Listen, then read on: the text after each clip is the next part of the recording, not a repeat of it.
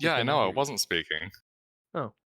Well, we were trying to talk to He you. was So thanks for joining us. intentionally being a dickhead. Just be a dick about it. We were I talking, directly dude. asked you, Gilbert, are you here? If you didn't I respond, was in the then- middle of typing. You fucking asshole. Gilbert, how care. can you speak when you have no mouth? Uh, Alright, so last time you guys finally decided to leave the city of Lushingworth, traveling on the Glorioso, captained by a man named Tillman. Before you had left, you were confronted by a shadowy figure in robes with skeletal hands, who gave you guys a magical sundial and introduced himself as Anzagast the Defiler.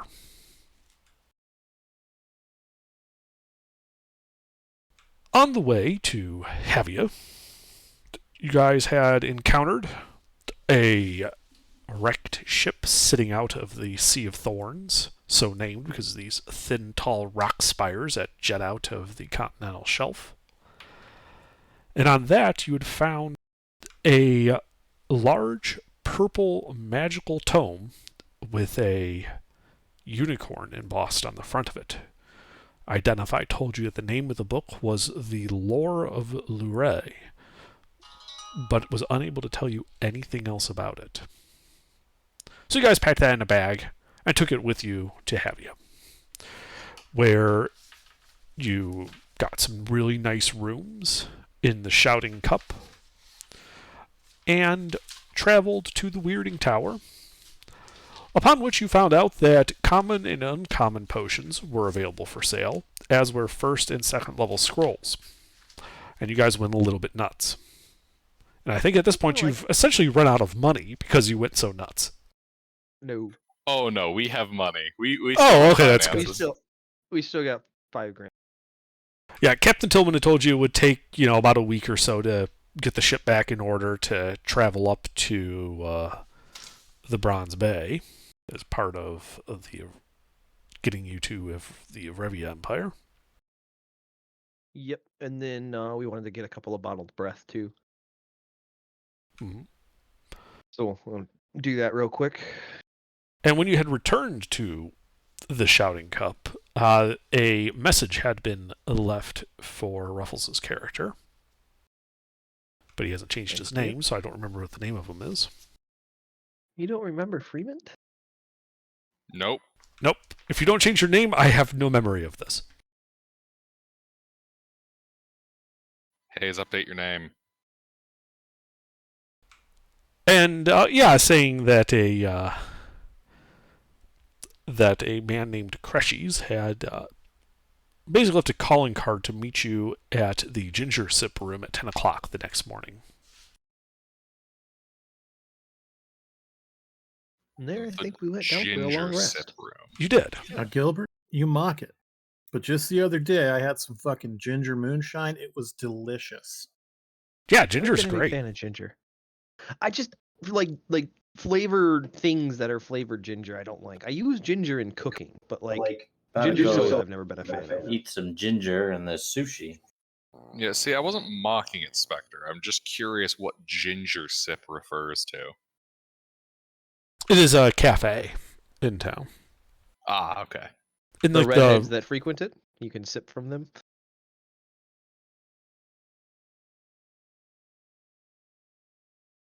regardless. I don't get that part. Don't worry about it. He was making a bad joke. Ah, Good old ginger nectar. But anyway, yeah, we're going down for a long rest. Indeed. So you guys spend the night at the Shouting Cup in your luxurious aristocratic rooms. You are undisturbed, and morning comes. You guys have had your successful long rest. All right. Well, I'd like to go to the ship first.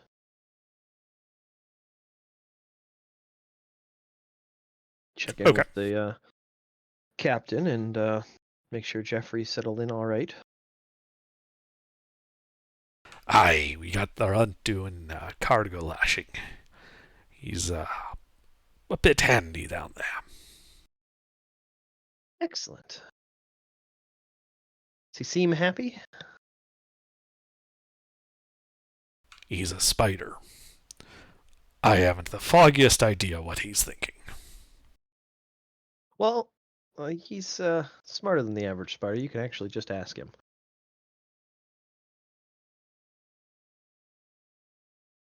And he just gives you this flat look and then walks away. All right, I'll head to the ginger sip room then. Okay. I could get there a little early if possible. Okay, yeah, you get to the ginger sip room. The cafe is dark. It's early morning. And there's a sign. Opens 10 a.m.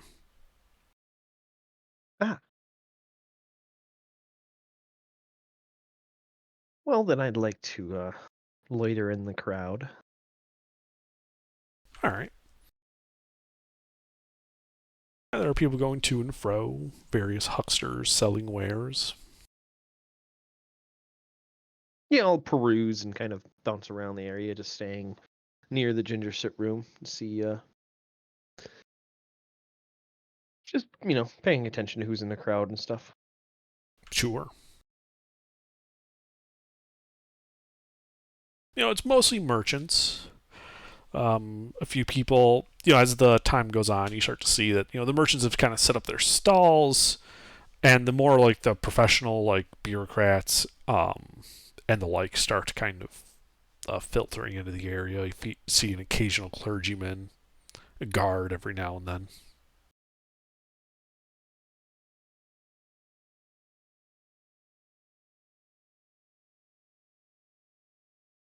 About the weirdest thing that happens is at one point a guard is chasing some kid on a pig down the street to keep him out of this area. Dominic's influence is wide.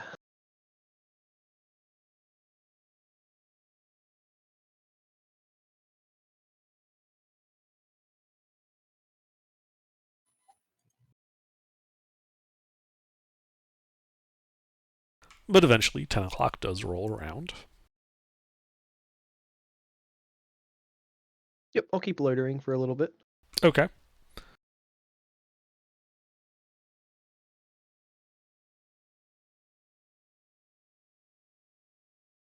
Yeah, you see a few people, go into the cafe.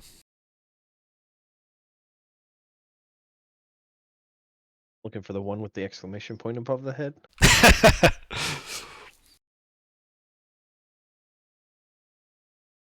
I'm sure from the Finn's description, he probably does stand out a little bit. Did Finn give you a description of this guy? No, just his. He gave me a description of his personality, being Right. more on the eccentric side. Never a visual description of him. No.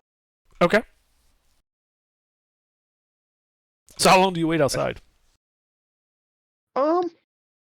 10, 15. Like 15 minutes for people to mosey on in and, just paying attention to each one of them.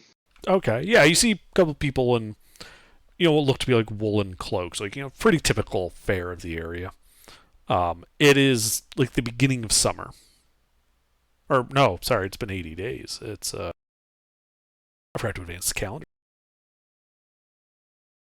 It is towards It's the end of fall. summer. Yeah, it's towards the beginning of autumn. So a bit chilly, but not, Yeah. not terribly cold. Correct. The leaves are turning, but are not yet fallen off the trees where they're bare. But yeah, just like I said, paying attention for any individuals in the male category that might stand out a little bit in the crowd for being a bit more of an eccentric scientist type. Sure. Go ahead and I'd say make an insight check.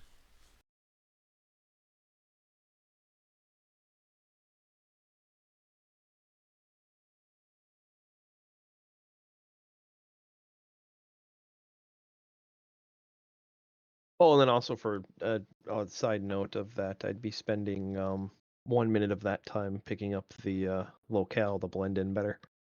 mastermind. Yeah, you're able to just disappear into that wall. Completely unobservable against the background. And you see a few different types of people go in there. One of whom is obviously some type of sorceress.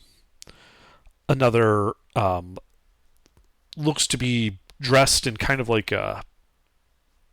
almost like a flamboyant-y, aristocratic type clothing, followed closely by somebody who is very much rougher around the edges looking.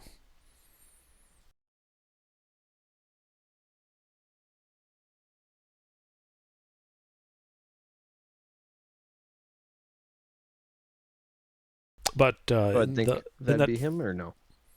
that's up to you. You don't see anyone matching like that, crazy white hair, Doc Brown, mad scientist look. Was anybody particularly paranoid when they were entering it? With a 16, could I pick up on that? Yeah, you could. The only one that looked at all paranoid was somebody that by their gait and the way that they were looking paranoid are more of a roguish type than a thinker type, if you know what I mean. Ah.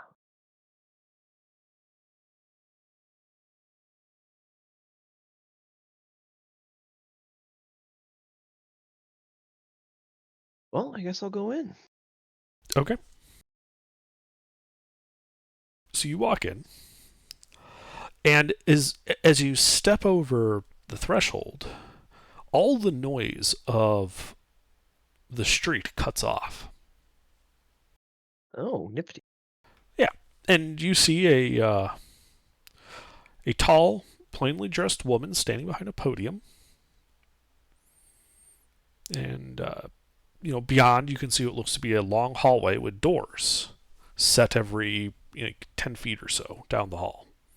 And it looks like this is a long, thin building, because you can count at least 7 doors on each side. It goes at least 70 feet off down there. I like the idea, though. Private breakfast dining, kind of. And Well, yeah, I'll she go greets you when to she comes the, in. She says, welcome to the Ginger Sip Room. Yes, I'm here for a meeting with a Mr. Cresses. Cresses. However you say it. Ah, yes, he told us to expect you. Right this way, please. And she turns and starts walking down the hall. I follow. She goes to the third door on the right. The Not- Third Reich? Third door on the right. She knocks twice and opens the door. And inside you see a nice room set with wood and on the wood paneled walls, a nice table. There's a tea set on the middle of the table. A window with curtains drawn across it, but are thin, so light can come in, but you wouldn't be able to look in through. You can't actually look through the window, just allow light in. And on one side of the table, you see a man dressed in fine aristocratic clothing. And you recognize it as the one that was followed in by the rougher-looking gentleman.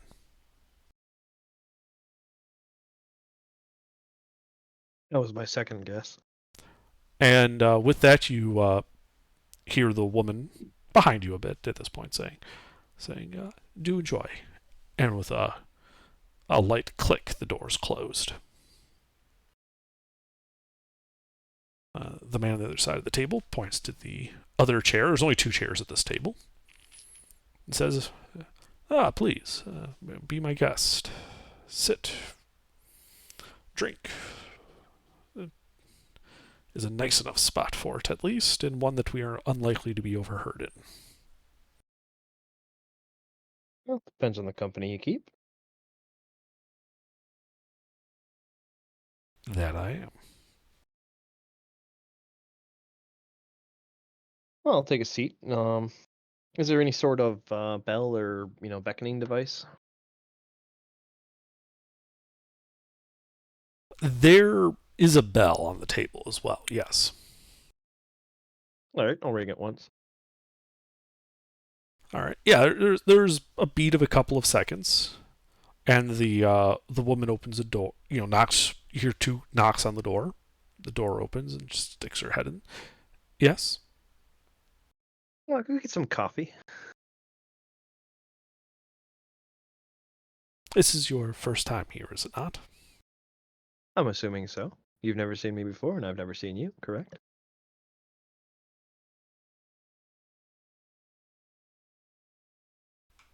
And she nods,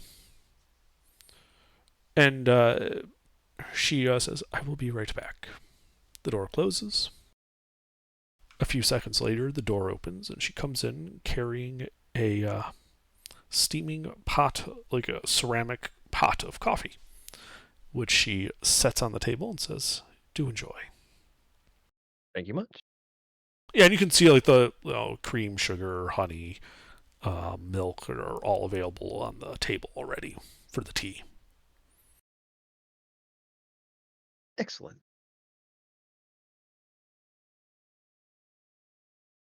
Not much of a tea man, then, aren't you? Well, tea tips typically puts me to sleep, and I like to stay alert.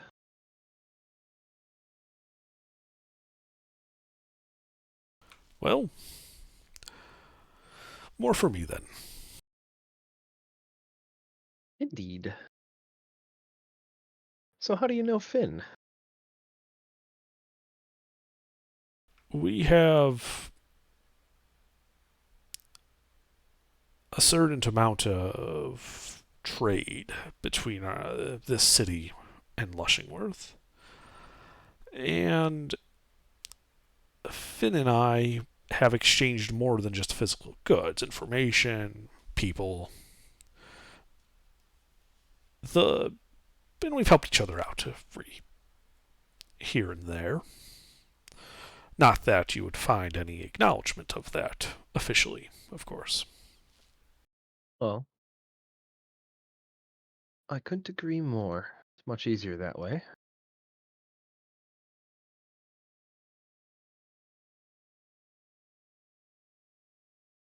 I'm curious, though, how have you gotten such a glowing reputation with him? Well, bit of some back scratching trading. Helped him out with a problem, and he doesn't like keeping debts. No, he is not one to stay in someone's debt if he can avoid it.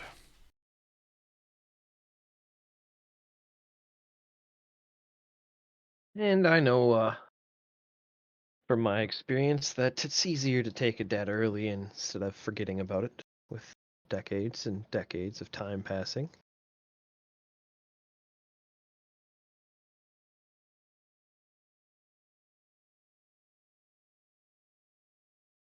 Is that what drove you to seek out this particular Baron of Hell? A debt to be paid? No, just a happy happenstance. I doubt very much that it was happy. Oh, both sides weren't agreeable, but we came to an agreement. No, he just happened to be in Lushingworth, and I was there dealing with another problem. Sure, if news travels fast enough, you might have heard about it. Yes, Finn did alert me to the possibility of what would happen. Rest assured that despite the presence of the Insidious at our docks, no such tomfoolery will be tolerated here in Havia. Where do they typically hang out? At their I'm too embassy. busy shopping. At the embassy? Their sailors don't frequent the town? No, they tend not to. Their sailors are not exactly the type of sailors that have coin to spend, if you catch my meaning. Yeah. Work for free.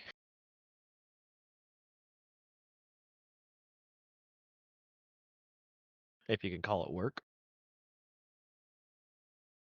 Oh, I'm sure it's quite hard work. Unfortunately, they simply lack the protections that people in their position would have here in Havia. And they prefer to show how it could be worse, I suppose, an attempt at intimidation.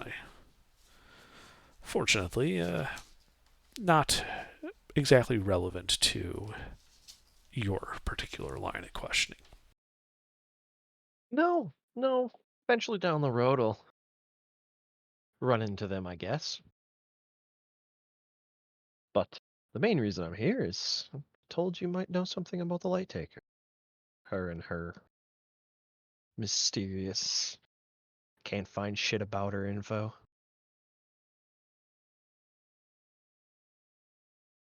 The Light Taker. Well, one of the Barons of Hell, and a particularly nasty one, who is not at all, has no qualms about coming after those that have wronged her. Typically, though, she tends to go after those that are lost. And she found us a couple decades ago, but we were lost at sea, and there was a random temple on an island, you know the type. My associate found her way inside there and was ahead of the party, and we lost track of her, and next thing I know, we were back in the port that we were trying to make our way to. Not much I had to go on, other than one little symbol that I seen. And so I took to the books and spent a long time in the books and found nothing. Finn was the first lucky break I had in a long time. So hopefully you can help me out. Maybe I can help you out.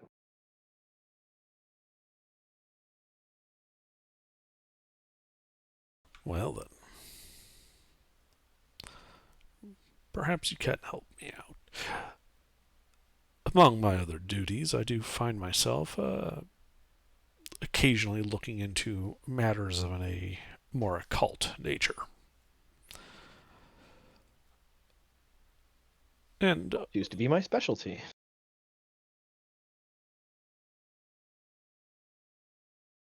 the Light Taker is not one that tends to flaunt their presence. She does not have cultists and the like that you might normally expect of someone like her. This is partially why it is such a pain in the ass to find information about her. Most of the information I know comes from sailors, or explorers, adventurers even. People whose stories are very much in line with yours. Lost, whether at sea or perhaps in a desert or an unending forest. Eventually finding a temple. And the light taker appearing before them. Offering to save them. But at a very, very steep cost. Eternal servitude for one member to save a group.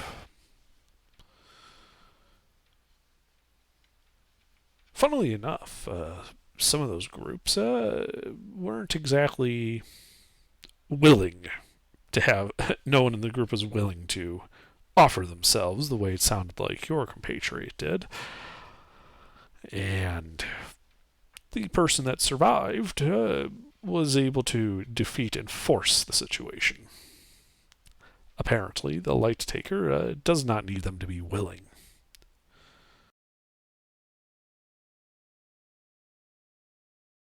Well, like I said, I don't know exactly what happened. I was only in the temple for moments before, everything went pink. I suppose then the question is, what exactly are you trying to achieve here? Well, I lost someone, and I'd like to get them back.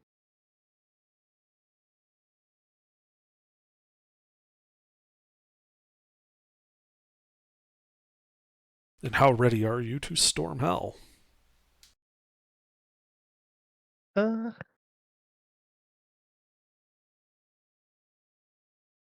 not quite ready.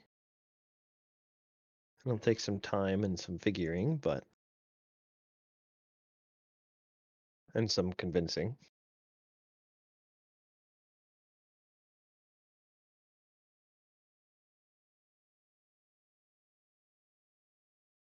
But yeah, I'd go to hell for her.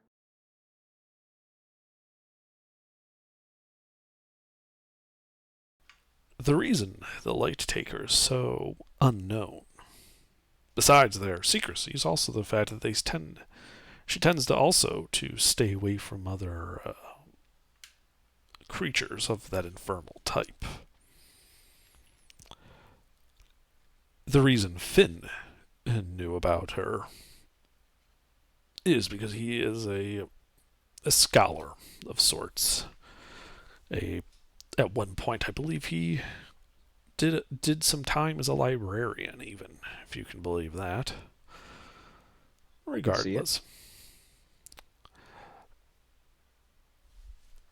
the Light Taker resides in a demiplane off of Hell. This demiplane's name I do not know.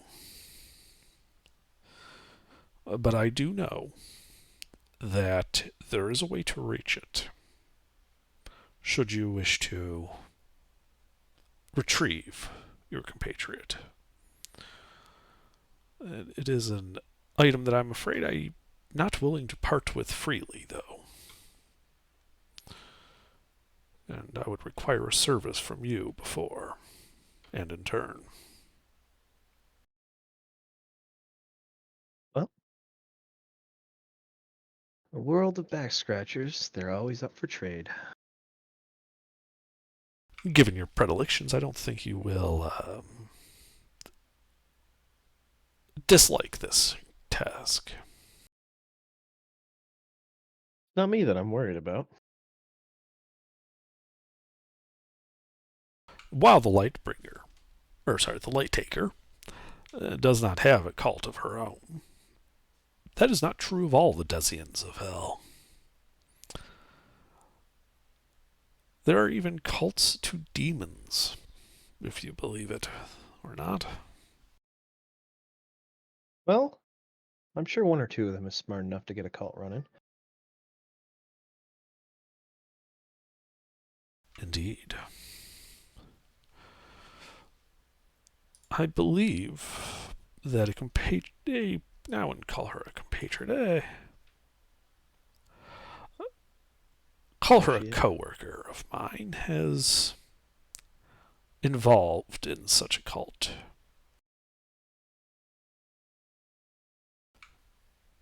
In return for giving you a means to access this demiplane, I would like you to determine whether or not she is involved in a demon cult.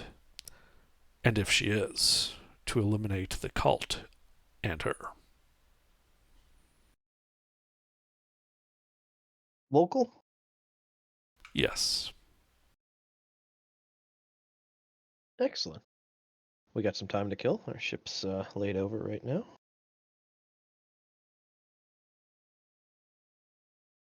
Give the chaps with me something to do.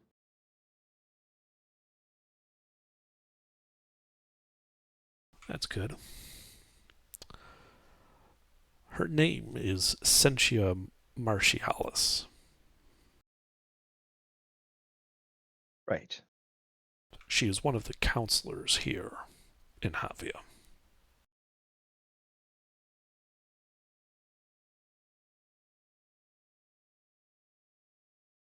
Can you type that out? Yeah, I was gonna say, can we get a spelling on that one? Also, I feel like I'm having deja vu. Is that a familiar name to you? Honestly, it's difficult to tell. Look, when you've been involved in several campaigns with the same DM and you DM yourself, eventually names start sounding familiar, even if they're not.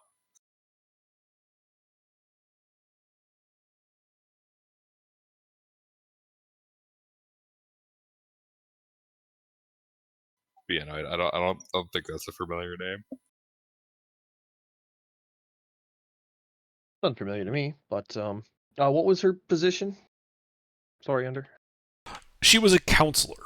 Um, it's general knowledge that the free city of Havia is ruled by a council of 9 counselors.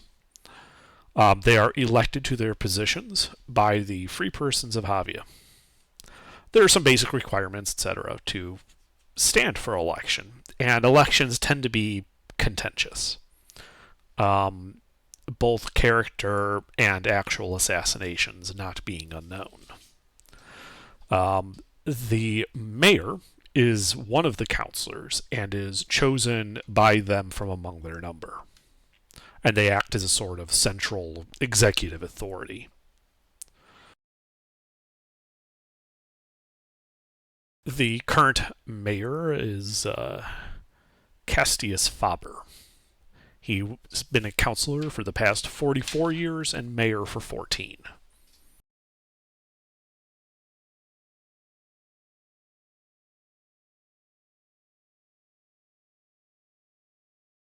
Got that one handy?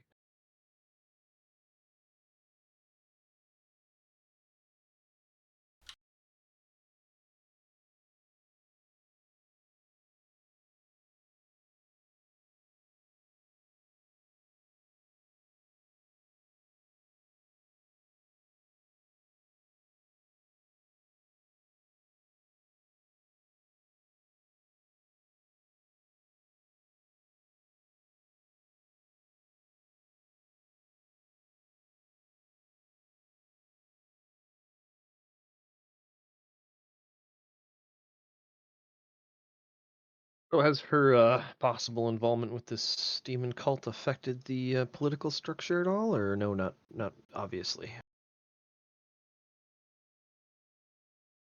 This is the first you've heard that. I'm asking him. Oh, sorry. My bad. Yep. I thought you were asking me Yep. about general information you knew. Oh no. Yeah, I was directly asking him that. Sorry. Well, if it proves to be true, it will certainly cause a stir. And should you succeed in killing her, as a result of that, the presence and status of her as being a demon cultist will give you some amount of political cover for assassinating a leader of the city. I can provide the rest of it. Really? Of course. She is, after all, of equal rank to me. You're a council as well. He blinks and starts laughing. Yeah, forgive me, I thought you knew. Yes, I am. Counselor Nipia Creshies at your service.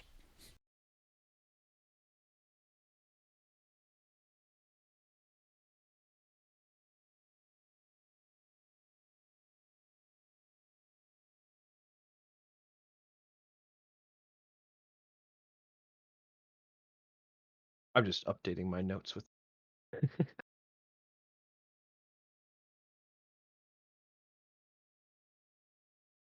Yes, yes. Other members of the Central Diet are, the mayor, and then the other 8 counselors. See, Modestus Porcus, Lorii Cyprius, myself, Marina Orientalis, Theodora Carolisu, Sentia, Seamus Aruntius, and Furlafonsdell. You're gonna type those up, right? Sure.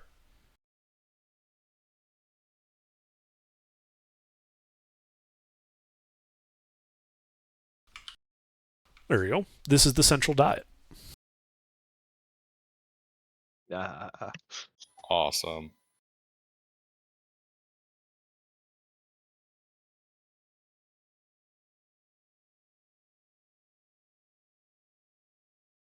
Where did you open there?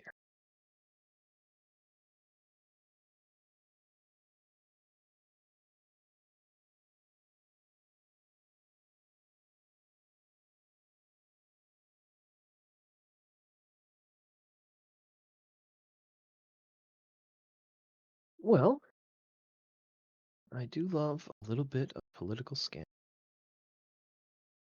Happy to help.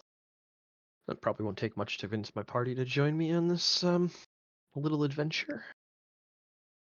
Give us something to do with our time.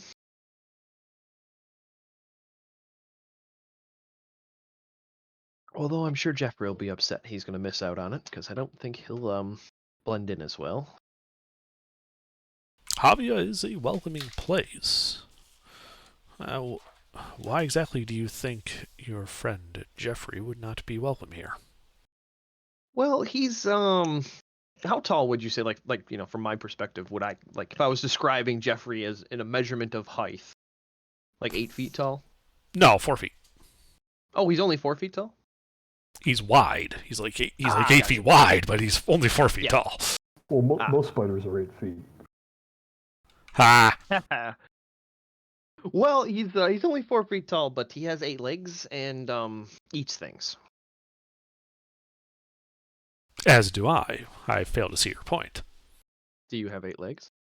I didn't hear 8. I just heard you said he has legs and he likes to eat things. I'm like, yes. I said he has 8 legs and likes to eat things. And this guy's like, so do I. We look under the table.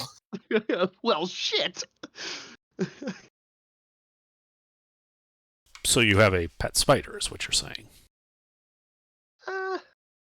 No, I'd say he's a party member. He's not exactly a pet. He's sentient. You have a sentient giant spider. Yeah. Yeah, we have a sentient giant spider. And he also has a crossbow.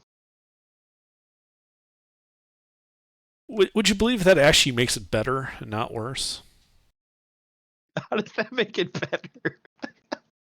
I'm saying that out of character because I'm not seeing the reference. Well, that's good. He has a crossbow. It's better because it shows that he isn't just a wild animal. Oh, I suppose that's true.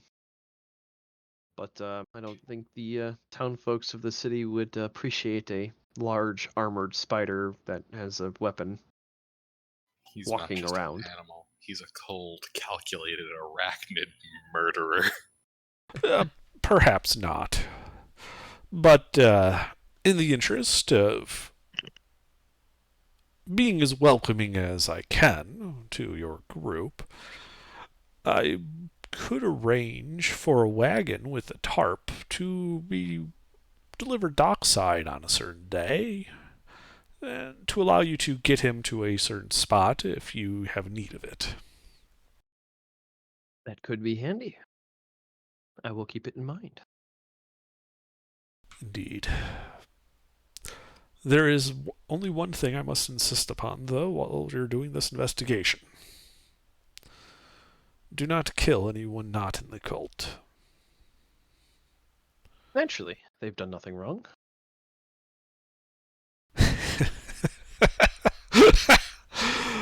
Oh, I'm sure they've done plenty wrong, but nothing that will unfortunately allow you to justify their murder.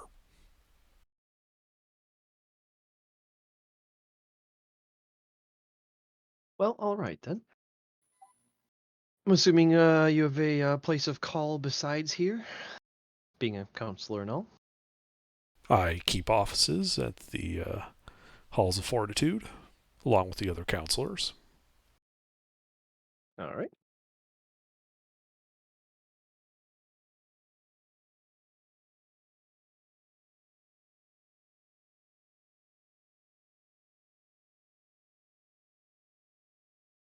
Did you intentionally spell counselor wrong? No, I did not. It's because Realmworks doesn't have a spell check. I was like looking at it. I'm like, but that should be an E. But it's fine. No, it's not. That's the correct spelling.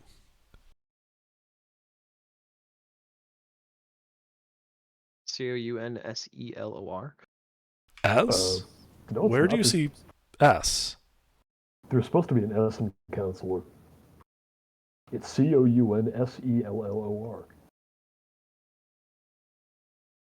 Yeah, it should be CE or SE instead of CI. Okay, that's a counselor, as in somebody who gives counsel, like a therapist.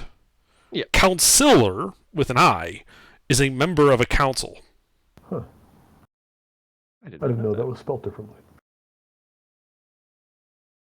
One consoles, the other is on a council.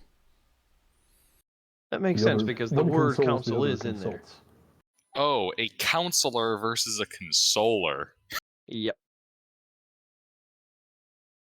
Yeah, that's why you always see like councilman and councilwoman. I thought education with Underdark was reserved for movie nights when we don't have a movie. I mean, All right. Well, then let's start. Closing up, making small Zapper talk, learned and experience. doing a Wisconsin goodbye with him. All right. You can't just shoot him in the kneecaps. No, that's a Chicago goodbye. Jesus.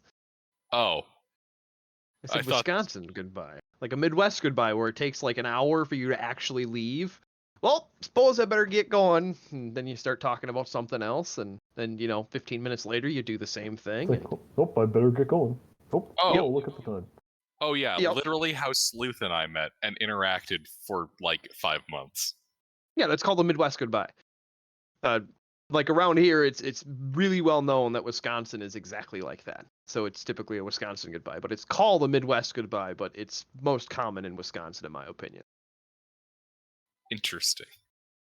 Yeah, if you Learn. try like leaving with somebody you just met, you'll end up talking for 45 minutes at least. Yeah, that's literally how Sleuth and I met. Punch But clock anyway. all the way out to the cars. So I'll make my way. So another hour or so go by and small talk, chit chat, and giving casual information about how the political structure works and anything that might be relevant to what we're doing. So I can ask you later when it's actually relevant. Yeah, I mean, you get a general feel for, the council, that they more or less are just that there's not a whole lot of internal strife, I should say. The council is acting for the most part to keep Havia free. And given the powerful people or nations around them, that's a bit of a trick. What's their primary import and export? So they are not themselves an exporter of really Taxation. much. What they are is the largest trade hub in this section of the world. And so a lot of trade flows through them to other parts. Yep, So- a safe harbor where you can park and drop and pick up another semi-trailer of different stuff. Yeah, like Revia and Silesia have a tendency to come down this way, and they'll stop here on their way to the Duchy of Vebey and the Loser Dynasty, and vice versa. And all that trade, serves to fill their coffers. They have a large artisan and a large artisan, large population of wizards and the like here. Just because also, out to the west is the Adari cairns, big hilly, deserty type area, where if someone goes out there for a few months and a hill explodes, it's not that big of a deal. It's kind of a wasteland. So it's the Area 51 of the world. No, that's the Athenaeum of the Far Realms. This is more like it's a it's a desolate, hilly part of the continent, except along the coasts. So when you go inland, it's a prime place for doing experimentation that you couldn't do elsewhere, or that the Athenaeums didn't want you to do, like there. Gotcha. The Athenaeum not wanting you to do there. More like not because they think it's unsafe, but because it isn't worthy of them. Okay. So this is the place where all the hedge wizards go. Yeah, there's a lot of literally there's a guild of explorers, arcanists, and surveyors here in town.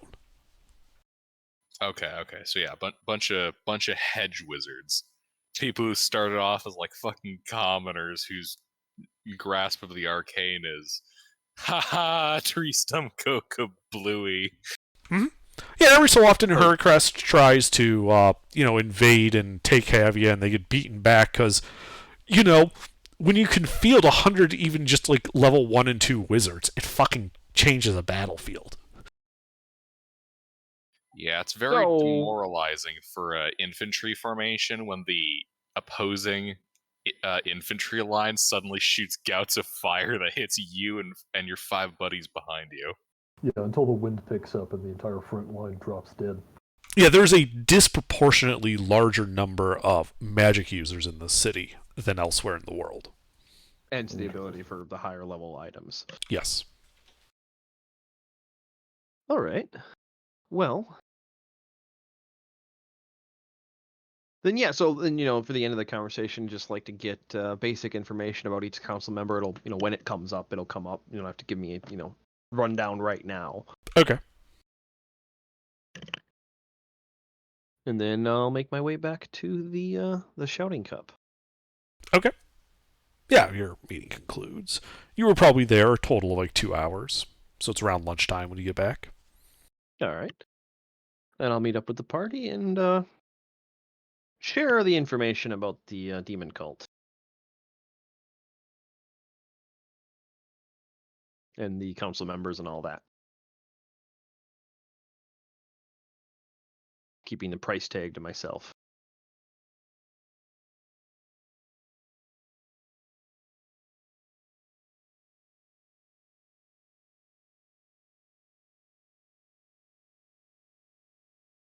It would be HK, Lucina, and Soup would all know about the council members and the demon cult and anything that I learned about that.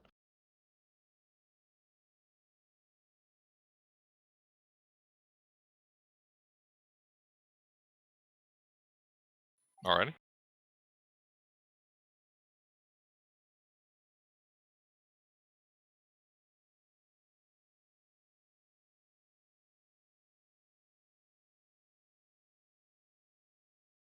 So what do you do then? I was kind of leaving it open for them to, chime in at this point, since I've been talking for the last hour almost. Well, what exactly is our... how do we proceed here? Well, the information I received is that there is a council member on the Council of Nine that run the city of Havia, and one of them is a demon cult. Possible demon cult member, and I was asked to investigate the possibility of them being a demon cult member, and if that is the case, eliminate them. Did you So interview the counselors then, right? Wait. Right? That's how we do that, right? Did you insight check the dude who told you this? One of the other council members that I was sent here to talk to about a non, associated piece of information. Yeah, did Nope. you insight check him? Never. See, that was your first blunder. Always insight check. Well, you should have came with me. You never So I said guess anything. we go and interview all the council members then, right? Yes, the highest point of the political structure, we'll just go chit-chat with them. That's not exactly that kind of investigation. Okay, then we find out where they like to go, and we set up a surveillance and watch each one of them and figure out which one's the cult. Well, Why we know would which do one that? it is. We know which. We have the name. We have the name of the. Man. Yeah, well, that was discussed a couple of times, so. But yeah, no, we have the name of the one in question. Like, we know who they are, so we can just tail them and set up surveillance on them. Okay, I let's do that. I propose we set up a special council to investigate this The council? Yes. I propose we hit them with some ICBMs, and I mean, you technically are carrying an ICBM. All right. That's Let's. one reason I didn't want your character to die, because only you know that spell. Hey, Underdark. If I recall Yes. correctly, isn't there a public office here where you can go and make inquiries about businesses and whatnot? There is, yes. In the Halls of Fortitude. This Yes. is the central government. We should head to the Halls of Fortitude and begin our search there. They love their bureaucracy. All right, let's go play bureaucrats. They really, really do.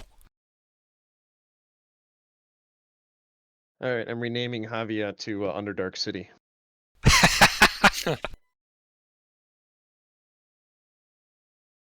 So yes, let's head to the Halls of Fortitude and That's what they our call their archival entrepreneurship. stacks. They have such massive caverns of like old paperwork and archival stacks. They call it the Undercity. Boo. Instead of catacombs, they just have libraries. Yes. And then And when the the- library gets too full, they build another city on top of it. Yep. This is the paperwork from 400 years ago. As you can see, these bastards didn't fill it out in triplicate, so it's been sitting in the waste bin since then.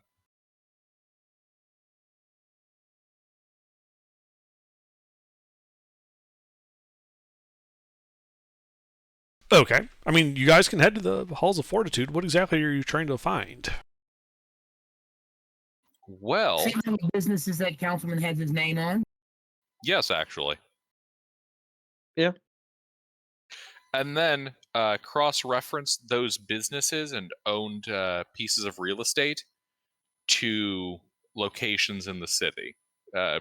Keeping an eye out specifically for locations that would be Warehouses. tenable for a cult to be working out of. Warehouses, abandoned Fishing. churches, tenement buildings, any of those, Okay. So, yeah, you guys, if you recall, there is a fee to start looking through the archives. Oh no. What Yes. was that fee again? It was 5 gold per person. I mean, Oh, that no. would be upsetting if we didn't have money. That's so expensive. However, will we afford that? All right, we'll pay the gold so we can enter. Okay. Yeah. You guys pay the gold, and you begin looking through the city archives for trying to find the information on what businesses a certain counselor is owning. I believe this would require some investigation checks. All right, start feeding stuff to the robot, and we'll help him. We're basically just walking in front of him with scrolls open. And he's scanning them all. Makes sense. So go ahead and make an investigation check then. You have advantage from the help. That'd be you, Henry. What am I rolling again? Investigation. Investigation. Anybody helping me or no? I'm gonna give myself guidance, of course. Mister? My face and my hand cannot interact any farther.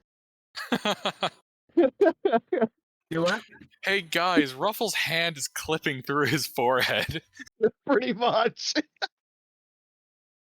Like 2 seconds before you asked if you had any help, I explained what we were doing for your And how we amusement. were No, I helping. wasn't paying attention. I'm sorry. I know, So- I know. That's why I said my hand couldn't go any farther through my face. It's all right. Well, I said we're taking scrolls and opening up and walking in front of you with them so you can scan them, like we're doing like a Macarena line with them. Gotcha. Oh, I didn't like that. I didn't do that right. That should be 18, 22. 19, 20, 21, 22 instead of 27. Because the 5 don't count. Because I didn't do it right. I forgot to put, yeah. Uh-huh. Okay. Yeah, so you guys spend several hours looking through the archive. And you find that Counselor Sentia Martialis owns several such businesses. She owns 2 apartment buildings, a bathhouse, a small warehouse near the docks. She also has registered to herself a florist and a small restaurant that goes by the name The Carved Boar. Well, All right. about dinner time, we should get some food. So, it could be at the restaurant, which Underdark named unlike any other location. It could be at the warehouse, but we've just been spending time at warehouses. And It I didn't mean, go if we well. go to the restaurant, 9 times out of 10, we'll probably see the counselor there. And it could also be the bathhouse, because a bathhouse would actually be a great way to filter people coming and going. It would also Especially if, ensure like, that all the the people back present room were tours, armed. yeah. Yeah, because everybody have to be and be, no Disrobed. weapons when you go into a bathhouse. Yep. Well, I think we should get dinner. Yes. Obviously, it's the named location. I'm just saying, though, Ruffles. It could be the bathhouse. But yeah, let's go get dinner. Well, probably one of the apartment buildings is full of demon cultists if information pans out. All right, so let's see here. They all meet up over dinner at the Boar's Head. All the cultists sleep in the same tenement building, where they have better rates, which is right next door to the bathhouse and across the street from the florist.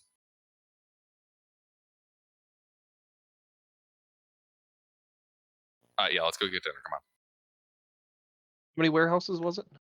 Just the one? Just or the one several? small warehouse. Just small warehouse, okay. Mhm.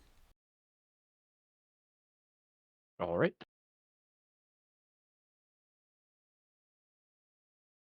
All right, yeah. So you guys go to the town. You go to the Carved Boar, a restaurant.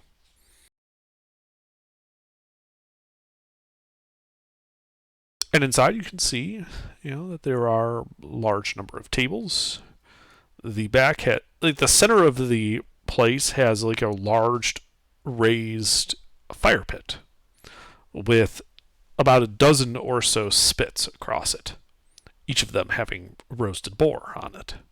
And you can see various cooks, in the pit there, kind of carving off slices of it, putting it on plates, and that waitresses then take it to a table. You are shown to a table, and you guys can begin eating. Can I do a quick scan of the room with an investigation check, see if I see anything out of the ordinary? Looking for something out of the ordinary would be more of an insight check. Okay, well then I'll make an insight check. Either one. Go ahead. Doesn't matter. Indeed, I'm may I proficient as in well? both. Sure. We will insight the restaurant.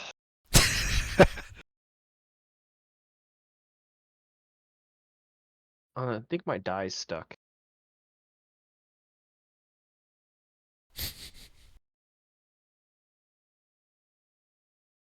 Yeah, you guys look around. There's, like a low buzz of people talking, the sound of, knives on plates.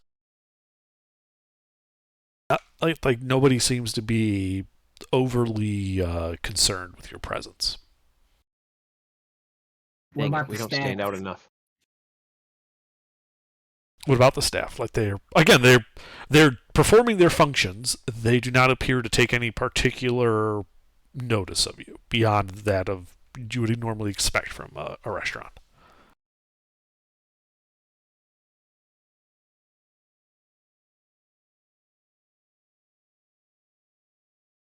Well, clearly somebody needs to sneak around and check this place out. While somebody causes a distraction. Distraction you need, eh?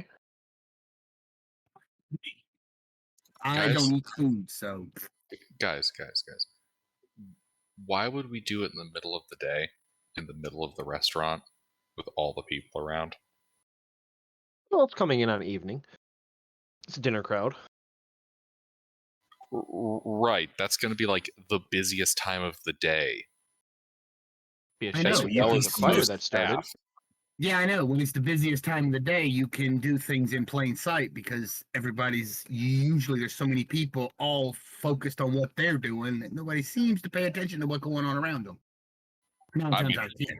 From practical experience, I can tell you that's not the case. Not given the typical layouts of like a restaurant space. Yeah, everybody sees everything in a restaurant. There's Well, not then many Yeah. people that don't mind their doings. Well, then after y'all eat, I guess we could come back when the restaurant closes and check in. Well, I'd just like to, pay attention to the ins and outs. Stay a little bit longer. Have an extra bottle of wine. Get dessert Learn Yeah. the location. and maybe The second layout. dessert. Yep. Maybe even a third bottle of You wine. flesh bags eat too much. You don't need all that. No, Yeah, we it don't. is, guys. Obviously, HK. You flesh bags don't. I mean, what do you need all that stuff for? You just enough to function. Because we're not trying to function, we're trying to pay attention. Oh, I thought we were trying to build up a healthy store for hibernation. No, that's next week. It's not winter yet, but winter is coming.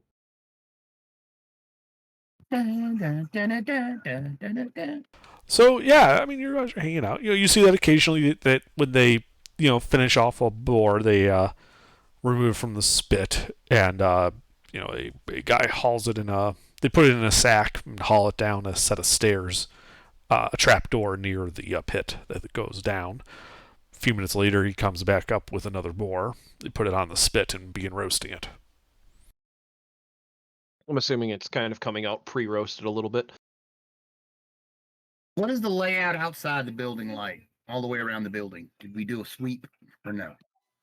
You didn't do a sweep, but it's an urban environment. Outside is a road. There is an alley behind the building, if it follows the general structure layout. There are other buildings though, like directly adjacent, left and right of this building. Could I walk around the building and get a layout of the area while everybody else eats? Because I don't eat. I suppose, yeah. I want to know all the exits on the outside, entrances, exits. If there's any kind of entrance to a sub basement or a basement or any of that. Sure. Yeah, so while they're in there enjoying their roast boar, you take a walk around the block, eventually finding an alleyway that lets you get into the central corridor. Cause it's similar to a medieval city, so it's got that block structure. And you can see that among these buildings, several of them have steps that go down, presumably to a basement or something beneath them, including the carved boar. Okay. So you can't go all the way around the building. They're kind of like a couple of buildings side by side or something, or Yes, together. yeah. It's like the buildings share a middle wall. Like their left and right walls are shared. Got it. Okay. Yeah, got it. Similar to a lot of the stuff in Lushingworth. Got it. All right. Fairly typical of medieval towns. I'd like to get the whoever's been our waiter, restaurant, so we probably have a single wait staff greeting us, and get his attention to see if I can talk with somebody in the kitchen about getting a couple of the dead boar heads. Obviously, they probably don't have much use for them, but I would be interested in them. And he goes, "Oh, I'm sorry, sir, that won't be possible. The remains are already spoken for." Oh. All of them? Afraid so.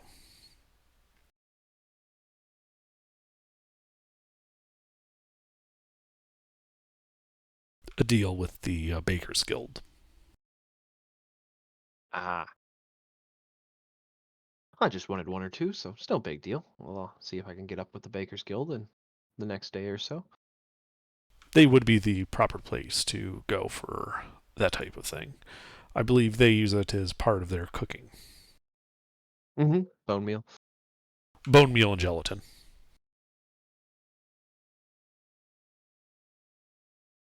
All right. Well, scratch that option off the fucking list. And what is the building next door to the restaurant? What is it? The one that's connected to it.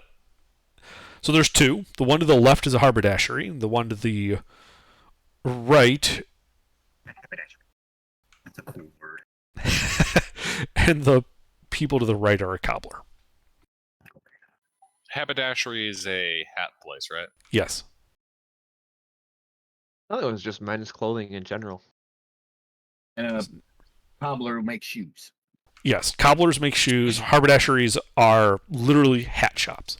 They make hats. So a head shop Okay. and a shoe shop next to on each side of the restaurant. Okay. Mhm.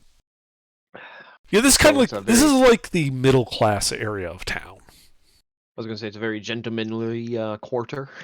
Not really. No, it's not aristocratic. This is much more of a middle class area. Oh, okay, so. Well, maybe we'll go shopping for a hat after this. Thinking about I'll get a top hat and put on HK.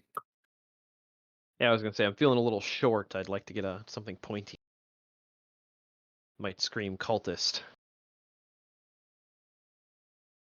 Pick me up one of them stovepipe top hats. But yeah, no, I was only asking about the skull as the possible option to get in the basement. Other than that, I got really nothing for getting down there that I can think of doing, publicly.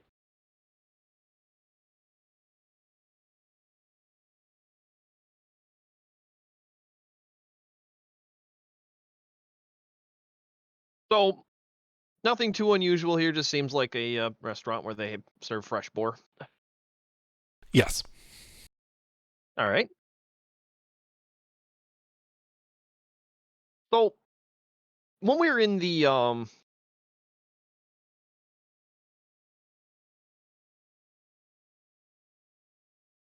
place of fortitude, Hall of Fortitude, when we were looking at all of these addresses for these locations, which one would have been the next closest? The florist and the bathhouse and the apartments, not the warehouse. That's obviously probably on the other side of town. Yeah, the warehouse is by the docks. One of the apartment buildings is in this area of town. It's maybe 2 miles away. Okay.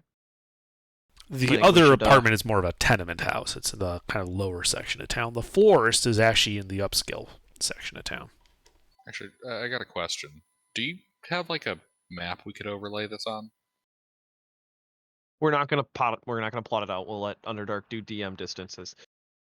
Oh, that's not why. It's entirely just like a visual representation thing. It helps me keep Oh. everything straight in my head. Oh, you want to see if it forms a pentagram? Pentagram? I mean, this is the city of Havia. Okay. Do the locations form a pentagram? No. Okay, just Okay. checking because there was 5 of them. So I was like, wait a minute. That Ruffles, that may have been why. Yes. That seems a little too non-under for him to pull something like that. I mean, fair I mean, enough. that's kind of on the nose. If we hadn't asked, he's just sitting there grinning like, I can't wait till they figure it out. Wait a second. Connect the dots of all her own businesses. Oh God, it's a pentagram. And then we have to the find size what's of in the city. middle. Then we have to find what's in the Okay, middle, well, and now that's that where we we've actually done have to the- go. Now that we've done the Yeah. the How much did restaurant, that, what about doing any of the other places? Should we check? That's the why other I was places asking first? what's closest. One of the apartment buildings is only a couple miles away. We could go there next. I guess I'll foot the bill. What's the damage? Let's see. It was 2 silver per person that ate, and a silver per bottle of wine. Okay, so What call it a about gold. dessert? Call it a gold. Dessert was part of the meal. Oh, okay. 10 silver pieces. A gold piece? I think it Oh, comes gold. like a gold piece. Do they tip Actually, be here? just over a gold piece, but yeah, 2 gold pieces will tip. Okay. Yes, Wait, tip. wait. Yes, you do tip here. Okay. Who knows? Could be like Japan, where tipping would be considered offensive because it's factored into the bill. Anyway, yeah, we'll pop 2 gold on the table and thank them for their service, and say we'll probably be back. And then we'll head out.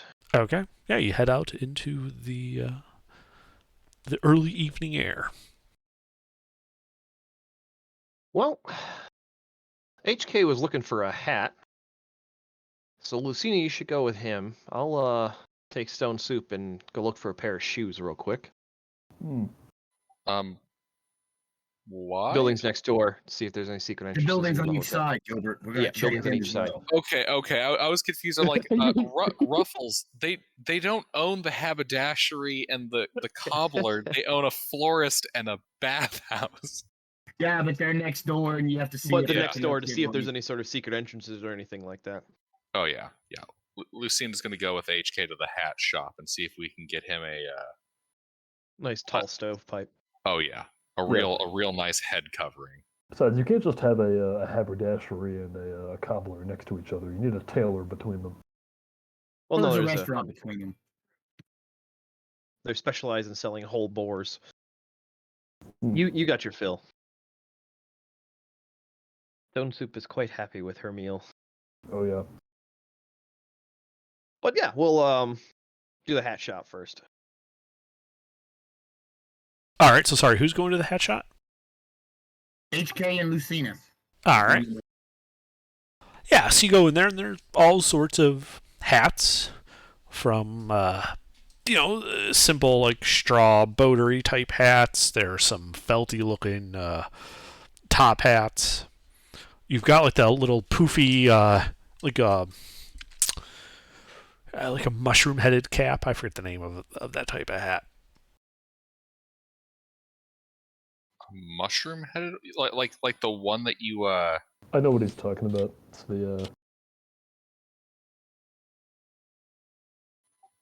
Are we talking the one that you'll see on like the sprites of some of the Baldur's Gate goons? I don't know. That's not what I'm picturing. Like Clow Frollo in Disney? We're not Disney people. Fair enough. I only know it because it looks weird, like a mushroom. 1 second.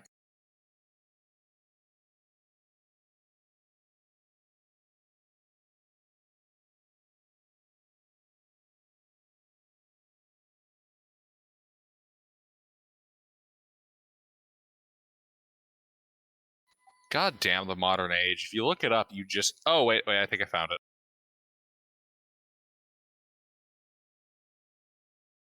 Any of these helping under? The first one didn't help. It's none of those. The second one, it's... I don't That think one's it's on really there. memey. That one's really memey. I was laughing. I mean, this is the hat I'm thinking of. Yeah. Like a Beret-esque. Oh, that thing. yeah, it's Yeah, those. like a mortarboard, but it's puffy. Some of them have tassels, some don't. An ivy cap. Is that what those are called? Thanks. Regardless, yes, those are also there. I'm annoyed by the number of hats that are actual mushrooms when I did the search. That was the third image on Google. When I searched Google Images for all of the hats, that's what I searched. No, I'm gonna get me a fez. Fezes are cool. They can make you a fez.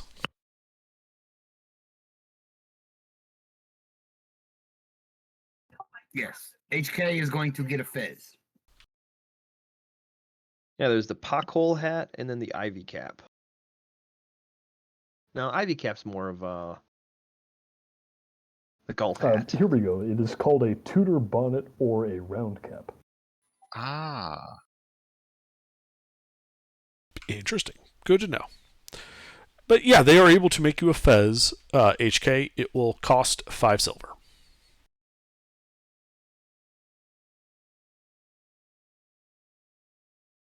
Okay. I think I have 5 silver. So now your robot has a fez. Yay. Hey, there's a hat missing on this list of images. I mean, I'm just going off of the Where- first results on Google Images. Where's the Scythian gnome hat?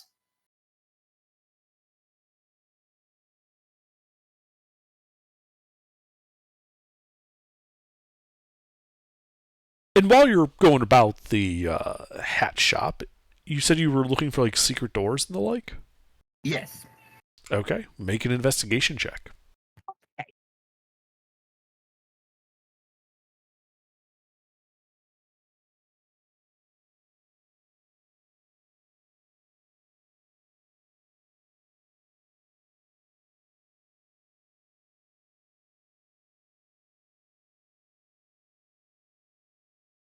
Yeah, you look around. They're just a haberdashery. You don't find any secret doors. I reckon. Now, I believe a couple other people were going to the cobbler. Myself and Stone Soup. An odd pair. When you walk in, there's a old man with a counter. He's got some tacks in his mouth. You hear him mumble out. And he's like tapping on. Looks like he's repairing a boot.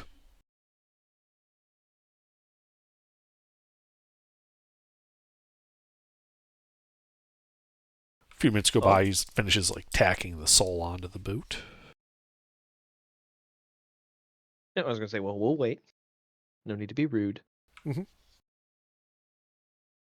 And he looks at you guys like, yeah, hell, what can I do for you? What would be the equivalent of Corinthian leather in your world? I have no idea what Corinthian leather is. What makes it different than normal leather? Very fine. It's a very Yeah. fine, very fine leather. Corinthian leather. We've all seen Spy Kids 3, right? Treated differently than regular leather. It goes through a different treatment process. I think it's something to do with the water, where they actually treat it specifically. But it's essentially like the best leather you can get for making boots or hats or anything along those lines. I just looked it up. It's literally just upholstery on a Chrysler luxury vehicle, and I'm it's looking a at that as marketing well. concept. It's not a real thing. I know. Okay, so From you're a just commercial.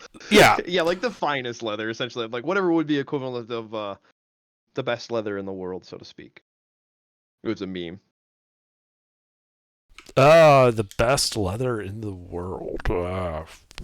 Probably some type of small mammal. We'll say it's koala bear leather. Oh my god! The dreaded Excellent. dire drop bear. So yeah, I'll discuss with him about getting a pair of boots made for myself if he could possibly do it within the week. Certainly. You'll have to pay up front, though. The leather is not cheap. I figured as much. All right, well. It'd be... you see him, like pull out, like, some, like, sheets of paper and looks through them. Pair of boots made out of that would be about 50 gold.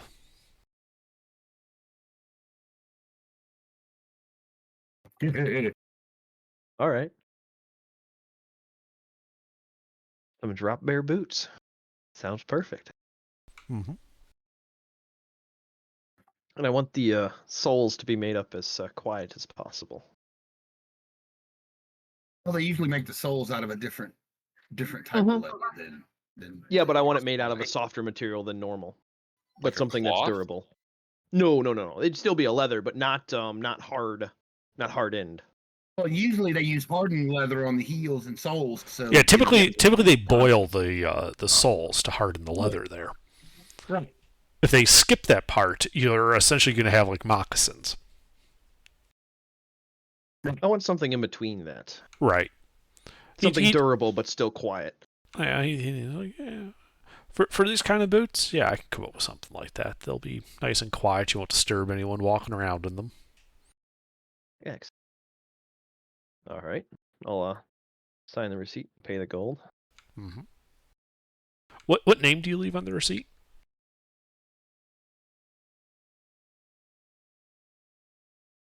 Got him.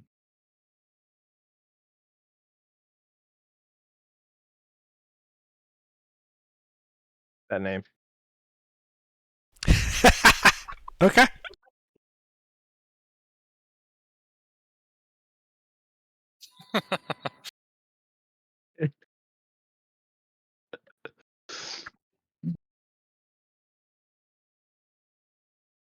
Well, Mr. Preslov, we will.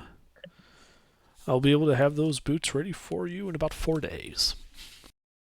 Excellent. All right. I've always been curious about shoemaking. I grew up in the carpentry world. Mind if I take a poke around? I promise I won't touch anything. Make a persuasion check. Don't say poke around. Say browse. Yeah.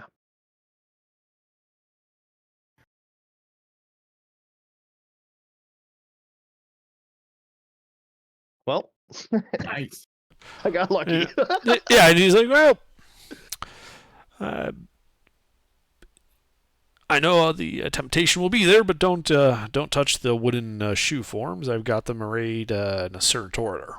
Keeps my workshop working efficiently. But other than that, feel free to look around. Appreciate it much. You think we should question the owners of each shop about anything peculiar about the restaurant? Or would that be tipping our hand too much, you think? I think we do a little bit more investigating of all the structures we have to go through before we start. Because we might find something, glaring red flag at another place. Right. So we might come back if we don't find anything, I think. Okay. But yeah, Stone Soup and I will start poking around. Alrighty. Well, go ahead and make an investigation check. So you go into the back area and start looking around through his workshop as well. I touched the wood forms.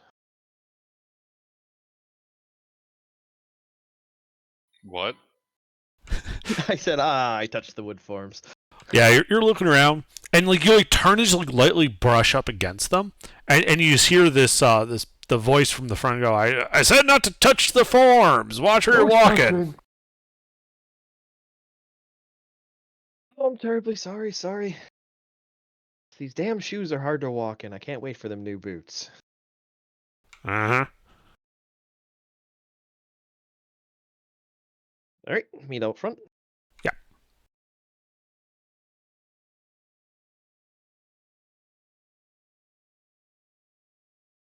And head for the apartments, I think.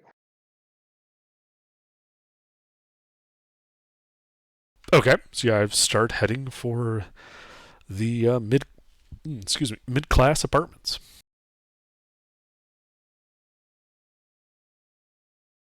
As you walk through the town, the sun gets a little lower, the night gets a little chillier. And soon enough you find yourself in front of, a kind of a mid-class apartment building.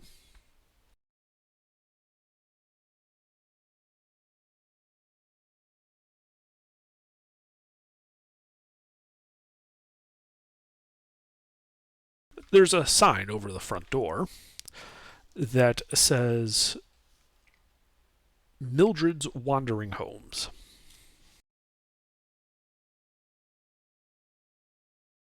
Suppose we should go in and check for vacancies. This is which location? The mid-class, the upper apartments, the nicer apartments.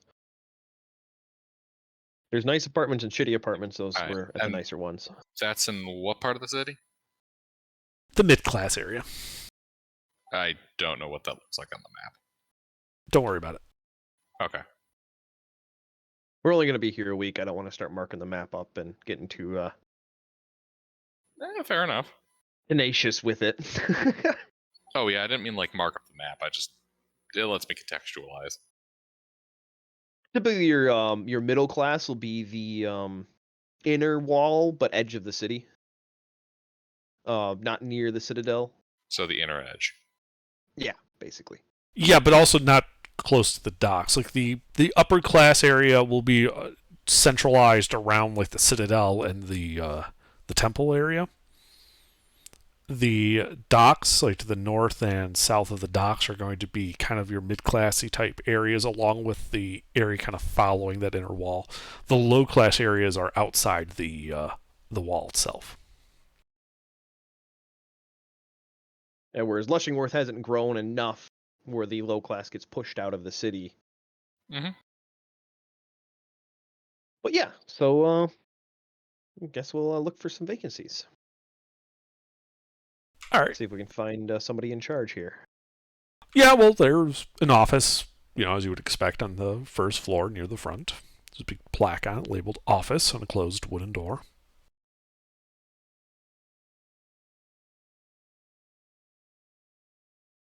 Well, I'll give it the old shave and a haircut.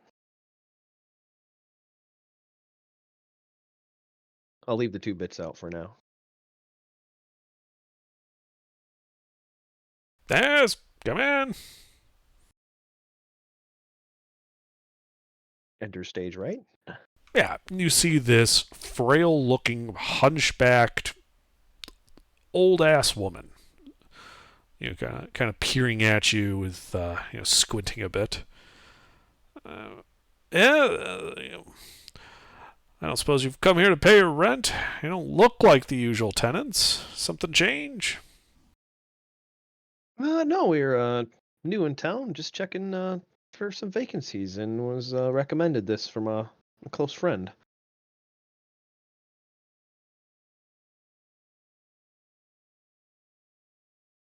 Well, she kind of looks your group up and down.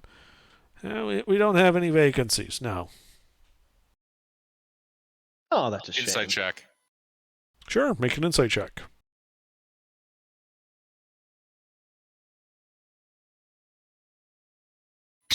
That's what I thought. Her voice makes Lucina's ears hurt. Yes. I mean, if I was anyone else but HK, I'd be concerned because she looked us up and down and told us no after she looked at us. Like, yeah, but I'm not. So HK don't give a shit.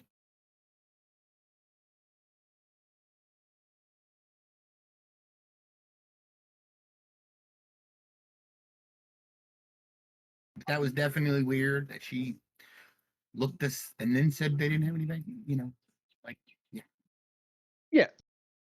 Like she doesn't want our type around?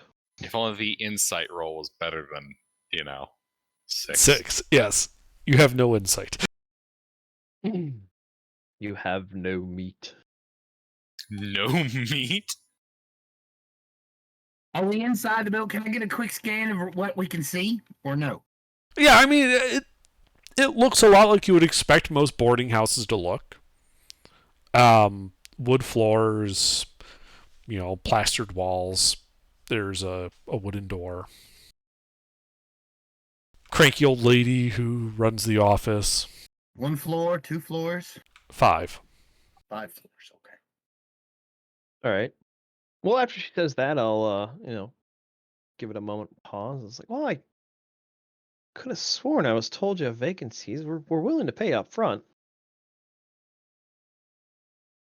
I'm afraid you must be mistaken, or your so-called friend was. I'm afraid they sent you on a wild goose chase. You might want to try closer to the docks.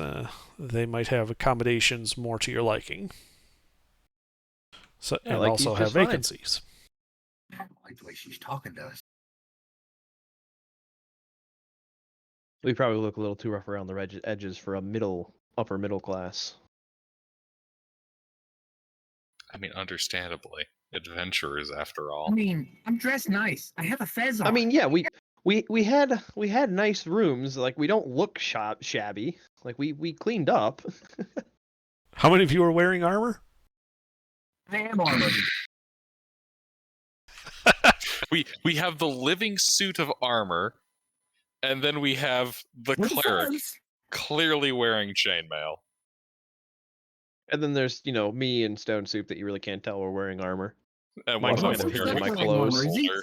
Doesn't Stone Soup just wear a loincloth? With a No. big rock. No, I mean, if we're trying to appear nice, I'd wear my dress, which I still have, But you're carrying around a giant rock. in my ass. It's in the cake. Yeah. It's under the Yeah. the whatchamacallit. We made a caboose carrying for her. Yeah, I remember. Her rock. I'm still laughing about it. And then yeah, like my my studded leather is worked into my clothing. So you can't really tell it's armor. I mean, obviously Lucina and HK stand out, but I don't really. Like that's the whole point of Friedman's build. Right, you don't stand out. Stone Soup doesn't look like an adventurer. He looks weird, but he doesn't look like an adventurer with this giant ass caboose. HK looks like a fucking Necron, and then, Lucina looks like, your typical adventuring cleric with chainmail. I believe she's being kind of biased to us. If nobody else is going to dress up nice, I'll just wear regular ass clothes. I have a fez on, The and closest. my armor's clean.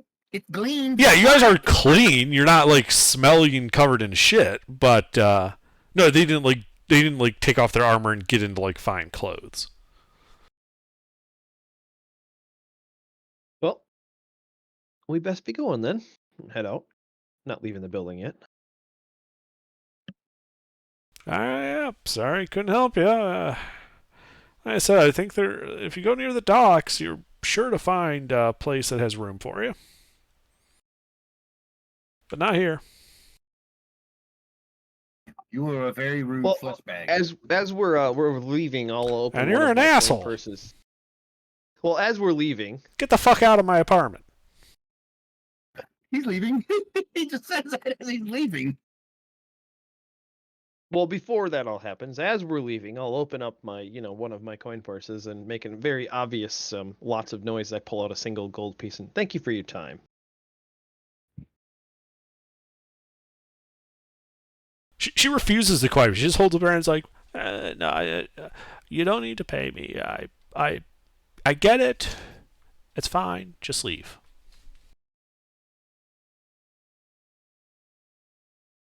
Well, in that case, I take Yeah. the gold coin back and I drop a silver piece on the floor and walk out.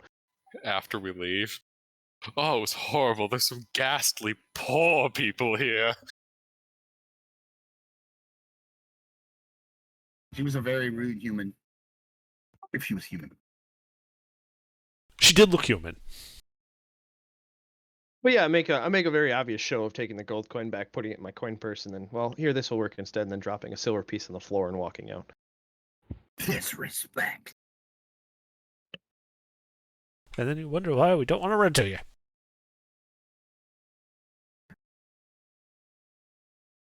All right, back in the hall. Make sure we close the door. Let's take a look-ski around real quick. Yes, same. Are you Alright, trying to actually, be you quiet about it? Well, if we're being mean, we're quiet, not then Freeman's the talking, only we're just one gonna walking do it, around. so. If we're following alleys, because I don't think there's any laws against walking around the building, is it? Not directly, no. Well, yeah, HK and I'll take a quick look around as we're kind of, making our way out, Yeah. but not spending too much time, and I mean, not really being particularly stealthy. I couldn't give two shits. She'll probably come out and yell at us, but we should still be able to get a decent look around before she gets up. Probably. Go ahead and make an investigation check then. Lucina's going to move to a location away from here because she's bad at being covert. Well, we're not being covert. We don't care. This lady's a bitch. We don't care if she yells at us. Lucina cares. Okay.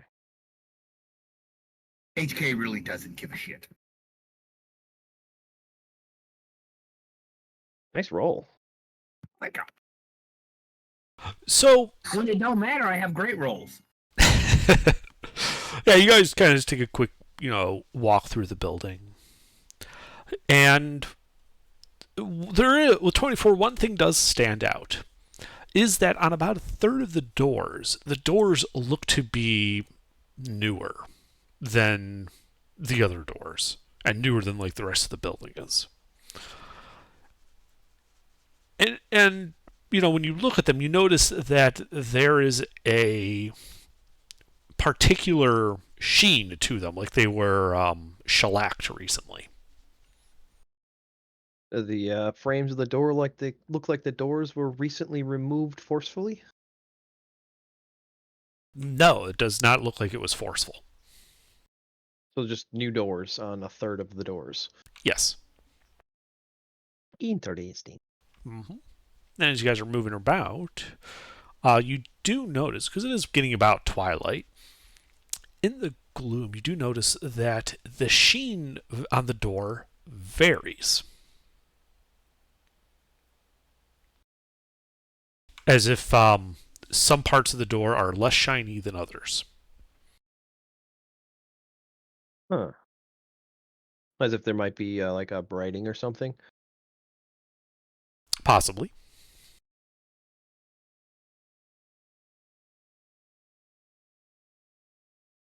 Well, find a exit with one of these shiny doors near it, and like to like get nearest to an exit as we can with one of these shiny doors near it. Mm-hmm. And then I'd like to light a candle and put it at the base of the door and see if there's anything intrusive about the reflections. Aha, interesting. Okay, yeah. Yeah, you put the candle down on the floor, the light shining up at that nice steep angle. And it reveals that while a lot of the door kind of just shines like yellow with the reflected candlelight on its very high gloss surface, part of the door is less glossy, and you get a bit more of the brown coming through, and it forms a symbol like a Q and an H overlaid on top of each other. But it is not a symbol you otherwise recognize. I was going to ask, could HK make a knowledge or history check? Because we were just going through the hall records. Is that a company logo of any kind? Like a woodworking shop, possibly? Absolutely. Go ahead and I would say... I don't know what knowledge check that would be. That's why I said a knowledge check, but I don't know what you would classify it as. I would say this would still be investigation. Okay. Does he have advantage from me? Sure. You guys were both there helping with the...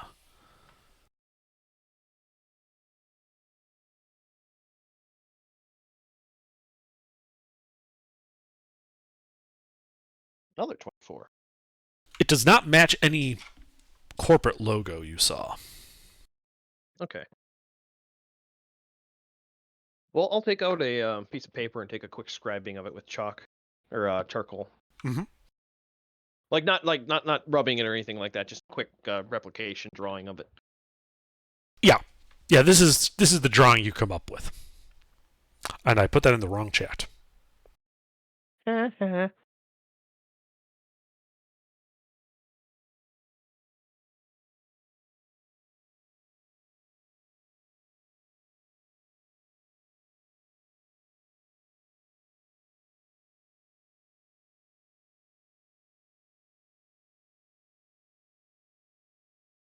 What in the world is that thing? A Q and an H overlaid on top of each other. Best way I could think of to describe that. That's why I drew it. I'm like, all right, I should probably draw this and show it to them. No, I was making a Princess Bride reference. What in the world could that be? Yep. Shuffles drinks around. I switched glasses when your back was turned.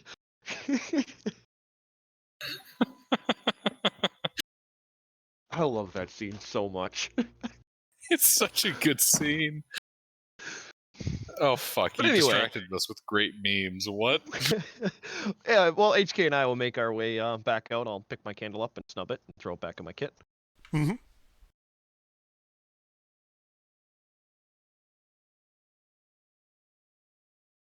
All right. Let's So it's getting close to long rest time. Yes. All right. On our way back to the hotel, I think we can pick up a map of the city.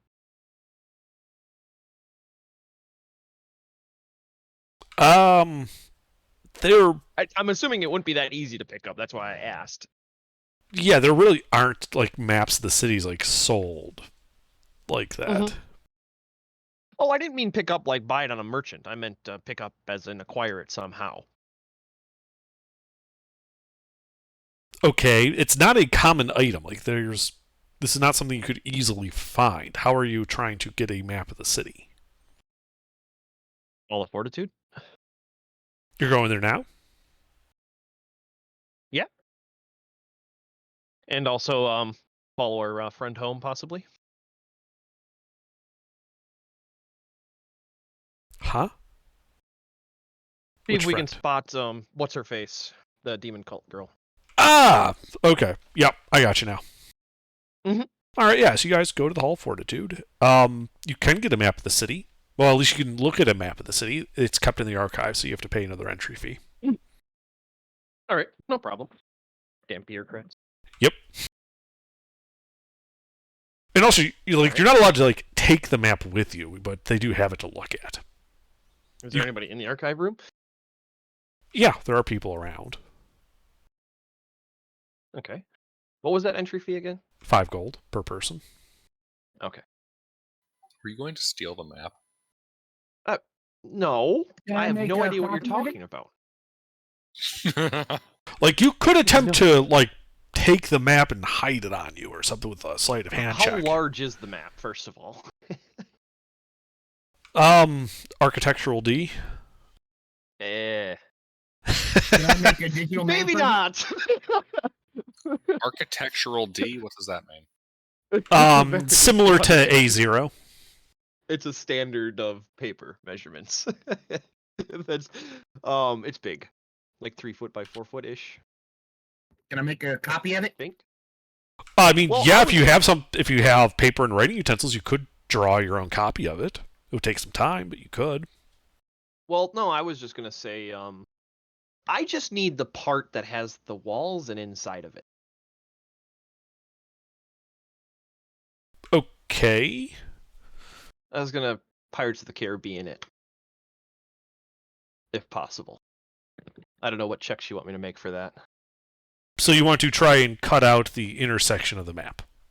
Yep, make it a little smaller for transport. Okay. You can certainly try. That is a sleight of hand Cut off the check. piece you need.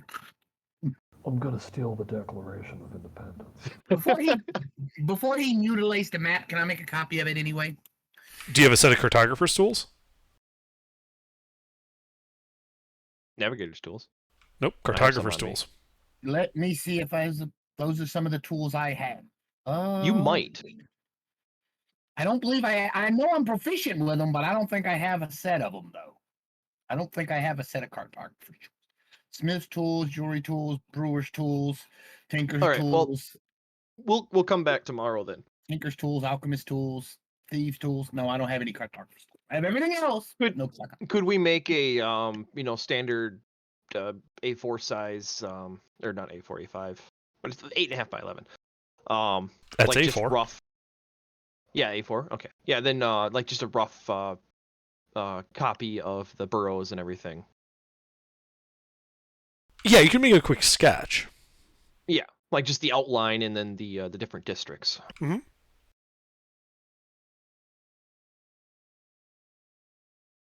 All right.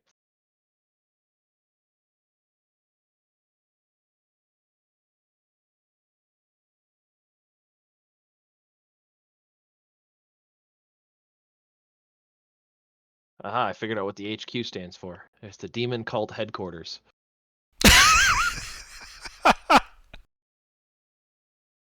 I just wrote HQ drawing down and I was like, wait a minute. I probably should flip-flop that so I don't think it's like a headquarter.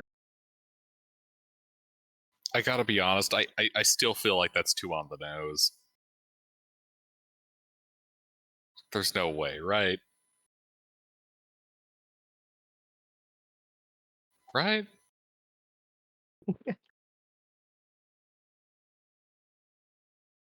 All right. So with our drawing, we'll make our way out. Yeah, I won't try to steal if we're gonna just make a quick copy of it then. I Okay. might tomorrow. Yeah, You you're know, able it's to a make a little quick busier here. sketch. And then you guys are returning to the Shouting Cup? Yep. All right. Yeah, your rooms are still there. You guys are taking a long rest? Yeah, on our way out of the Hall of Fortitude, did we by chance see need to write that in my upper notes 1 second. Counselor Sentia? Yeah, did we see Counselor Sentia leaving? If you were sticking around till closing, yes, you would eventually see her leave her office and start walking home. Ah, okay. Are you trying to follow her? Up to the party.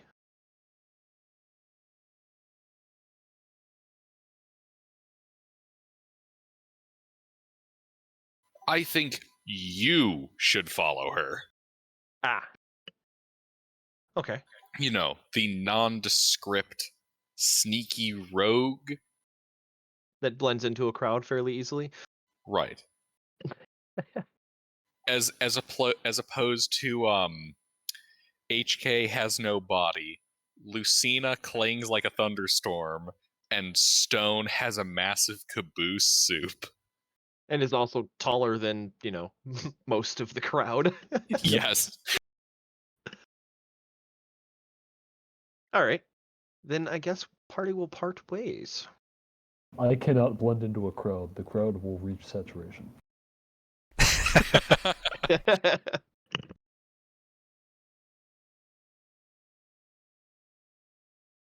All right, yeah, I will tail her. Okay, well, go ahead and make a stealth check to avoid. I assume you're trying to avoid being seen. I mean, it helped.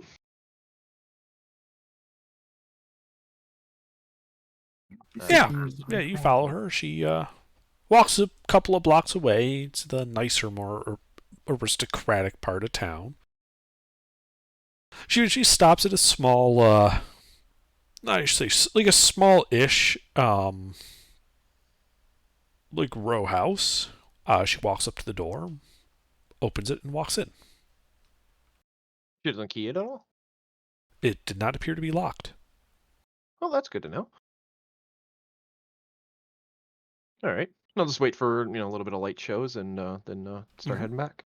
Yeah, a little bit of light comes through a second-story windows about 30 seconds after she enters.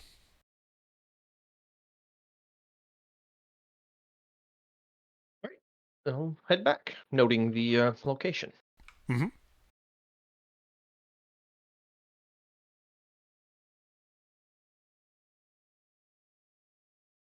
And yeah, you go back to the almost called it the Withering Cup, the Shouting Cup.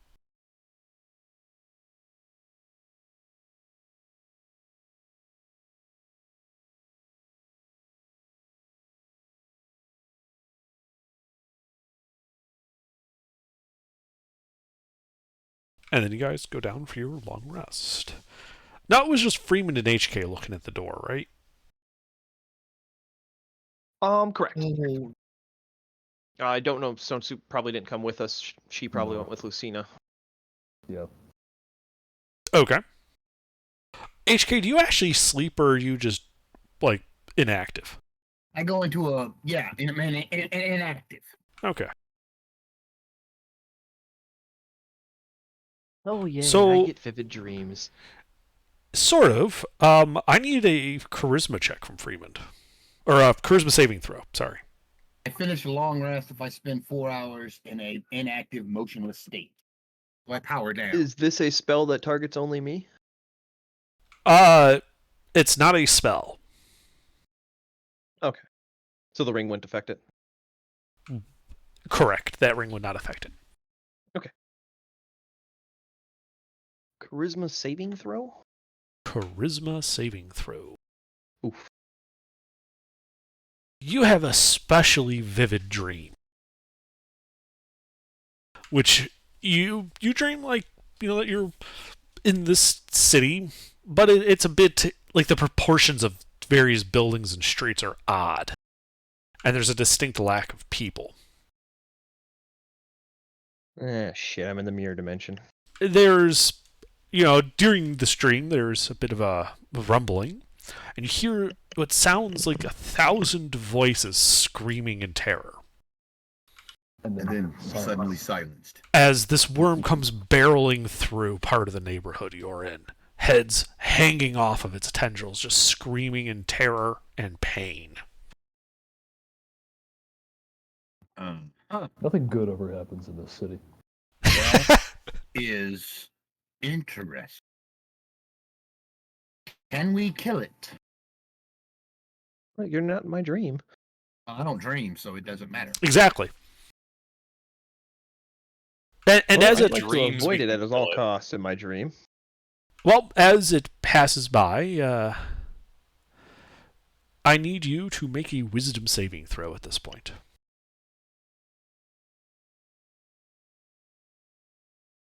All right.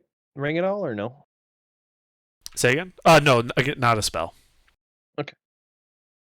Slightly better. Yeah, you feel this like strong, almost overwhelming, piercing sensation in your head. Like something's chewing through your brain. And then you wake up. Your bed sodden with sweat, but it's morning. And you have had a successful long rest. Except you are less 32 hit points. Ouch. Damn, wake up unconscious. Holy hell. No, I'm fine. That's more than half, but like, is that resetting my max, or I'm just minus? No, 32? you are currently out, like your current hit points are at 32 below max. All right. So I took 32 points of something damage. Psychic nobody damage, else- if it and matters. nobody else suffered this dream, but me Nope. and. Well, you didn't suffer it because you don't dream. You don't technically sleep, so you don't go into a It dream had to state. do with something that me and him only done ourselves. Yep. We looked at the door. Yep, the door. Yep. Like, you're fine. There nothing happened to you. Oh well, yeah, I know, but I'm just saying. I'm just trying to figure it out. So apparently, we know where we got to go now. Well, I'd like to go visit the Baker's Guild. Okay. So as you're leaving your room, Freeman, you do notice that your door seems awfully shiny. Very much similar to the doors you saw in the apartment building. Well, shit. And you notice that the outside of your door also has like that variance to the shine. Well,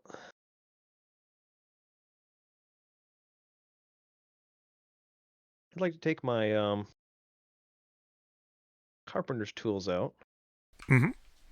Open the door. Put Mhm. a sheet over it. Like, not over the door itself, but like over the opening, so the door like swings into the room. Putting a sheet over the opening, so the door, I can work on it. Okay, yeah. And I'd like to chisel lines in it to break up the pattern. Sure, you can do that. You deface the door. Correct. Like, to the point where, if somebody's seen it, they'd think to replace it. Like, Mhm. I'm not doing a good job with the chisel. Yeah, you rough up the door. You make it look like it's a shitty, like someone tried to almost break into your door with a chisel. Exactly.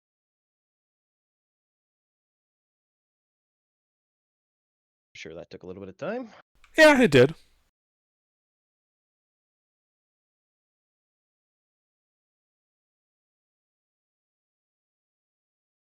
And then I would like to hang the sheet over the door and to head out to the Baker's Guild.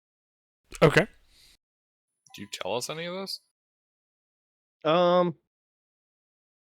Yeah, I probably should clue the party in. be a good idea. Don't look at the door, though. That's probably what triggered it. HK's with you, right? Yeah, we all have our separate rooms. Right. So HK, you would have noticed that your door is also really shiny. I'm going to mention that to the party. That the doors look different. All right. Um, I will also spend some time defacing his door. could I make a religion check? Sure. Like, what was I the will give you creature he guidance. saw in his vision? You Guidance. can make a How well religion can I check. describe it? It is like burned into your memory, Freeman. You remember that very vividly. Okay. What'd you say you're doing, HK? Giving you guidance? Does anyone have proficiency in religion to assist? No. Right. Nope. I don't know have what I do. proficiency, but I have a +4, so. Well, damn. Yeah, no clue. Whatever it isn't one of the gods. All right, guys. Well, we So have to if- know if- this. I'm Did- saving did- up my rolls for later. Did Freeman describe the monster to us or no? Yes. Can I do some kind of arcana check to see if it, or a nature check or something? You could attempt an arcana check on this, yeah. It's obviously not a natural creature. Yep, and like I said, while they're doing that, I'll do the same with HK's room. Open the door, Sure. face it from the inside, and then hang a sheet over it. Uh-huh.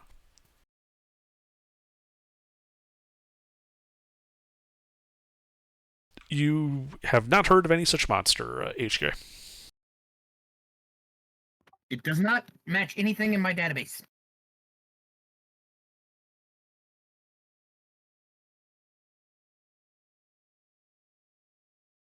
But I am very interested to know what it is and to get a piece of it. All right.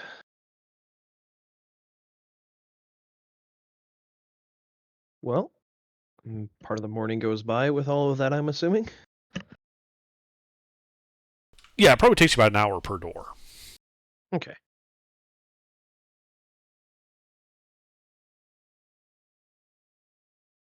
And then you're going to the Baker's Guild, you said? Yep. Okay, yeah. You're easily able to find the headquarters of the Guild of Cooks and Bakers.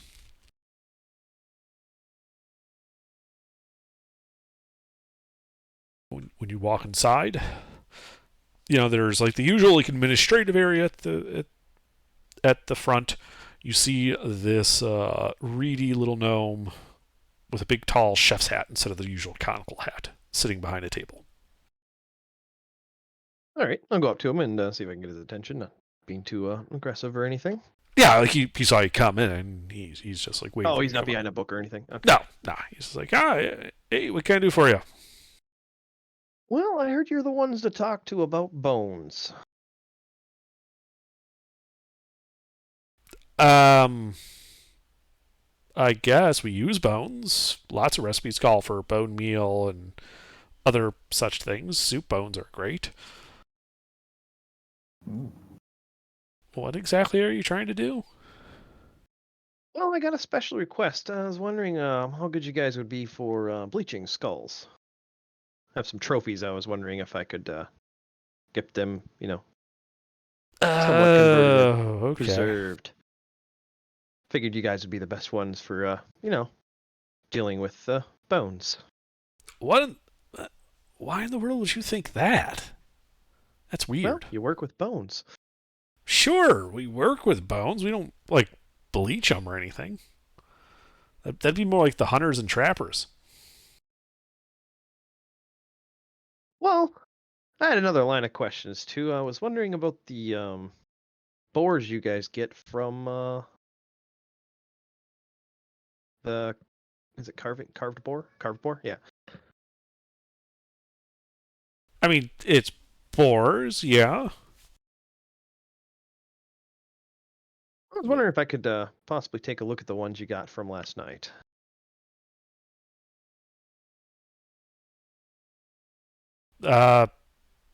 Probably. It's I'll be honest, it's kind of a weird request. Why are you so interested in the bones? Boar bones specifically.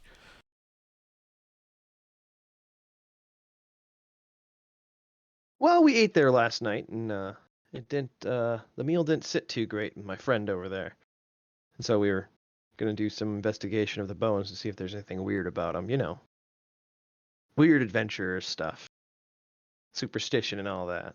It'll only take a minute. We'll be out of your hair. Well, I mean, it's not like it's exactly allowed. We have to maintain certain standards. It would be completely, immoral of me to just let you back there. Well, I'm sure if you weren't looking, towards us and you were looking at these couple of platinum pieces over here, you wouldn't notice us go in the back. He begins pointedly looking at the 2 platinum pieces you put on the desk, I'm assuming? Yep. Yeah, he's pointedly looking at them, and it's like, see what? All right. We'll slip in the back. Yeah, and then you guys walk past into the back. All right, we'll start making our way, walking with a purpose. Trying to find boar skulls. Well, it's this is like the headquarters of the Cooks and Bakers Guild. It's not a bakery or like a kitchen. The workshops here are typically used more for ingredient preparation. So you would imagine that bones if you're looking for things like bone meal and the like, are going to be ground up at a cairn somewhere. Or, sorry, a quern, not a cairn. And if they were boiling them to make like gelatin or something, there's probably these big vats somewhere. So which way would you want to go towards? Well, they would probably grind the skulls. At least I would Probably. think. Yeah. So I would head towards anything that looks like a grinding mill area. Okay. Yeah, you follow the sound of like stone grinding on stone.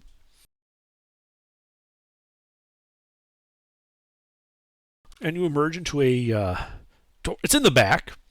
And where normal buildings might have like a stable or something here it's the stable is a little elongated, and there is a stone and a couple of donkeys with some wood stakes, and the donkeys are just walking in a circle, causing the stone to grind. And you see a couple of people just kind of shoving bones into the top of the cairn, and the bone dust coming out the side. All right. Start looking for boar skulls. Yeah, I mean, some of them look up when you come into there, but they don't. Like, if you don't approach them, they don't like say anything. None of the people that are manipulating boats. And there are various piles of bones, various animals, chicken, horse, Duck, cow, boar. Skulls of animals also. Basically, the bones that couldn't be used for other things. So these are like the rib bones that don't have meat on them anymore, the skulls, things like that. So basically we're just going to look for, an obvious pile of more than normal boar skulls where the cart would have been dumped. Yeah. From, Yeah, and after spending some time looking around, it is plainly obvious where it is. All right. Figured we'd check them for magic or anything like that, just to see if there's anything interesting about the boars they were using. That's why I'm here. Sure. So how are you checking them for magic? Well, I figured one of the magic users could do that.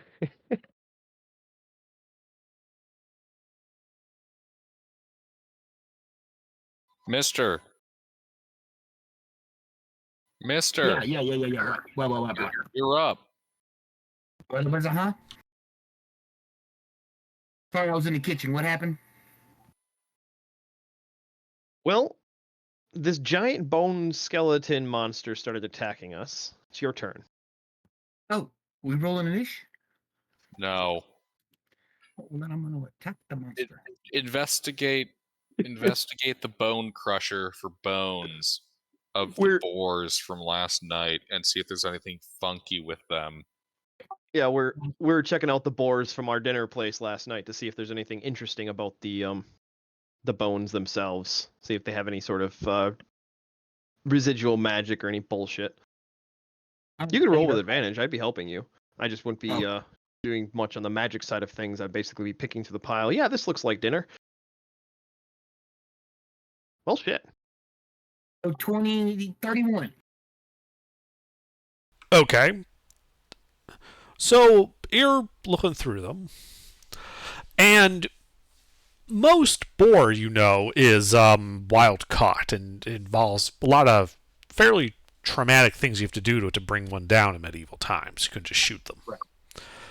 You are surprised at how pristine these bones are. Like, these animals don't look like they were like normally you would use like a long spear to, like, through the head. Mm-hmm. And like the skulls are intact. Bones, correct. Yeah. That leaves marks on the bones. Yeah. Yep. Yeah, you notice that these bones don't really show that kind of trauma. Like, there's some trauma from like the cooking process and the like, but nothing like you would expect hunted boar to look like. Okay.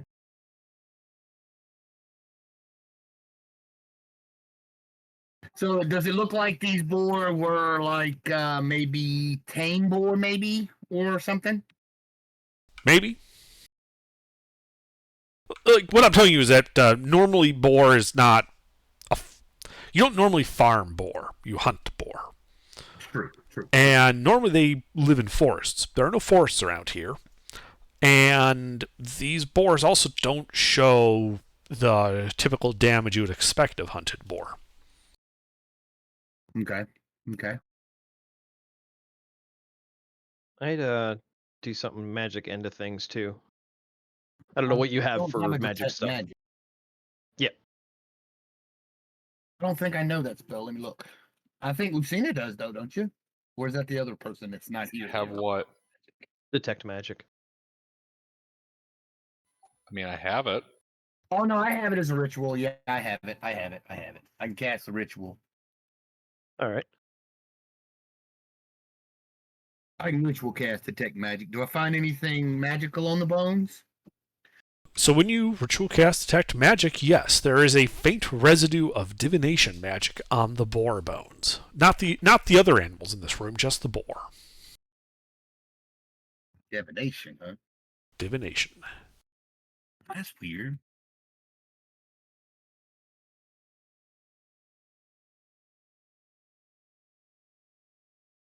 I was thinking more transmutation, but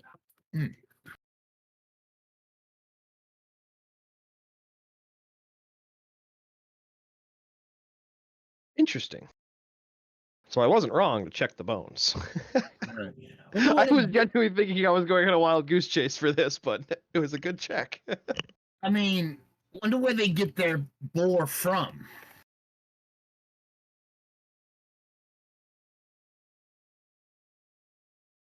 Can I pick out one Yeah. of the skulls that's in particularly good condition and doesn't have any meat on it or anything like that? Like the cleanest skull, so to speak. Yes, you are able to pick out the cleanest skull. It still has meat on it. Okay. Actually, Under. Mhm. You said that these boar bones don't have the kind of trauma associated with hunting, but there is trauma on them from the cooking process. Yeah, Is- but it's a lot less in amplitude. Is there trauma on them from the process of killing at all? Or was this like a simple its throat was slit and it exsanguinated? There is no evidence on the bones of of a traumatic death. There is not enough of the body left to be able to tell if it was something like its throat got cut. Well, that's the idea. If there's no trauma on it outside of the cooking, Remember, you're looking at what's primarily bones with scraps of meat and sinew on them, and that's it. Mhm. The majority of the body is not here. yeah. So soft tissue damage, you are not able to tell if that occurred or not. Yep. So you wouldn't be But able to tell if the throat was it slit, but you'd does- also be able to tell if it was stabbed in exactly. the heart or not. Exactly. You If could it was tell by the if it marks was of a the body more and the way it was brutal cut and stuff like that, euthanasia yeah. attempt, if it was more brutal in its euthanization, we would be able to find other damage on the bones. But there's If- none.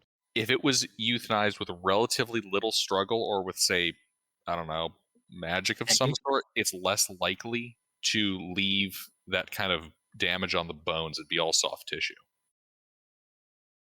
Can I make an Arcana check to see why these bones have magic on them? Wait, why not just use Identify? Yeah, you do have Identify Oh, and yeah, Pearl. that's true too. I do have Identify as a ritual as well. So 10 yeah, more I'll do minutes. Segue. yeah, I'll Identify Okay, as a ritual. so you're doing a ritual with Identify on it. Now, as I said before, this was like a residue of magic. The spell itself is no longer active, so I'm going to need an Arcana check from you to be able to kind of coax Identify into actually giving you what spell this was.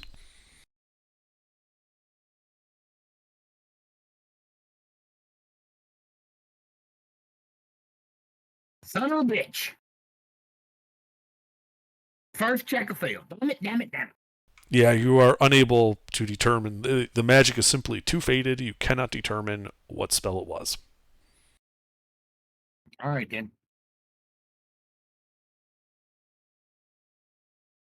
How many workers are in here? 3. 2 half-orcs and a human. Do they know where the restaurant gets their boar? Do you ask them? Sure. Are you asking one of the half-orcs or the human?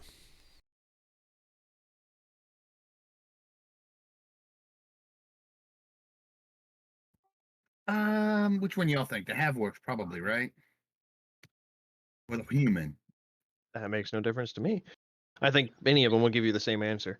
Yeah, it does. Okay. Well, I don't have half-orc. any. Now, if I have to persuade, I'm not going to be able to do it because I'm not good at persuasion. But Let's go with the half orc. Yeah, let's yeah, go with one of go the with half-orcs. half-orc. All right.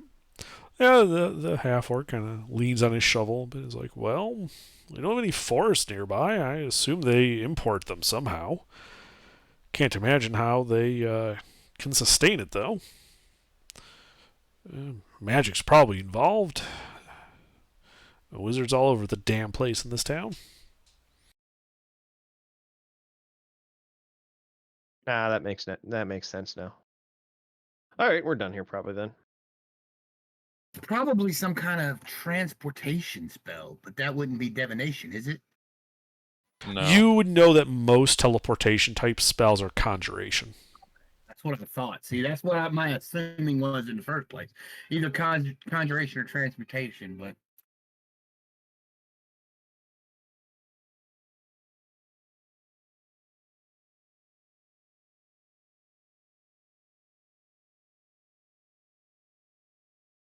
what is a high-level polymerization spell? What school is that? High level polymerization? Polymorph? Yep. Okay, that's different This than is- polymerization. Yeah, Mister, this isn't polymorph. Yu-Gi-Oh. I mean, We're not fusion Yeah. summoning here. I was thinking Yu-Gi-Oh. Sorry, Yeah. No, it's okay. They never Sorry, use yeah. polymerization to fusion summon anyway. I'm trying to polymerizate them all together to summon my blue eyes. So anyway, So, well, you would know in general that polymorph is a 4th level spell. True polymorph is a 9th. what is school? Transmutation. Transmutation, yeah. Okay, that's what I thought. Yeah, that's what I thought. That was my guess. I thought they were just capturing people and turning them into pigs. One way of doing it. Well, I mean, Underdark. Bones would be used in like soothsaying, fortune telling stuff in this setting, right? Yes. But not the whole pig. I mean, this is a demon cult. Oh, I see what you're saying. Live sacrifice of a pig. Divination magic. Yep. And Scrying then of some kind you or something. dispose of the corpse upstairs. Yep. Well, that would mean the basement. We need to get in the basement of that restaurant then. Possibly. We still have a couple other locations to explore, and do remember the second place we went to had some bullshit too, so Yeah, we're off to a good start. in the house, with the funky doors. Yep. Well, Wait, hold on. Pete, what level is Stone Soup of Barbarian? 7. Full barbarian. Don't you get like commune with animals at that point or some shit now? No, Latasha's- that's Totem Warrior only. Oh, that's only totem. Yeah. Wait, what are you? Oh wait, I am Totem. well, shit, I am me. Half the time I think I'm still playing Goulash. Yeah, I don't know if we get with that one. Let's see, what do I get? Classes, Barbarian.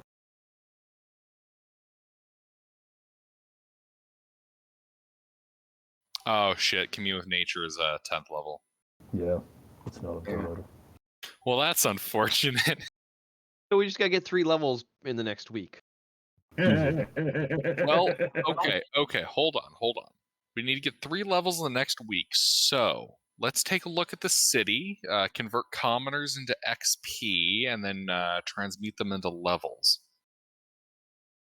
I was just gonna say we hit up some alleys and kill some rats. We've got a good tracker with swarms of rats.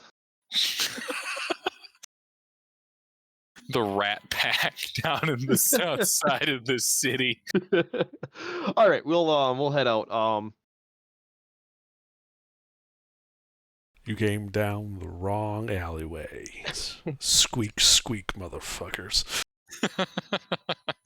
Oh, that was such a good. Welcome fight. to Skaven Town. Give us your warp stone. All right, we'll head out of the Baker's headquarters. I would like Okay. to hit up the Hunters Guild real quick and see if they'd be interested in preserving those skulls for me. Yeah, it'll take 2 days and a gold piece. Okay. Ruffles, I got a question for you. Yep. Was that all an attempt to like get an in on the bakery people? Yep. Okay. I was very confused. I mean, I did want the skulls preserved, but I figured, if the skulls are going to the baker, we possibly have them like, hey, you off chance that somebody's got a hobby of bleaching skulls. But bribery always works, so Blessed option A didn't bribery. work. Option B is bribery. Yeah. All right. So yeah, head over to the Hunters Guild. You said it would be 1 gold in 2 days. Okay. Mm-hmm. Yeah, they'll get you a nice like European style trophy mount for it. I'll be Oh, I back just in a want the second. skulls bleached. I'll do the mounting myself. Oh, okay. Then in that case, it's only 5 silver. Well, I'll give them a gold piece anyway. I already took it off my sheet. I'm too lazy to put 5 silver back on. Okay.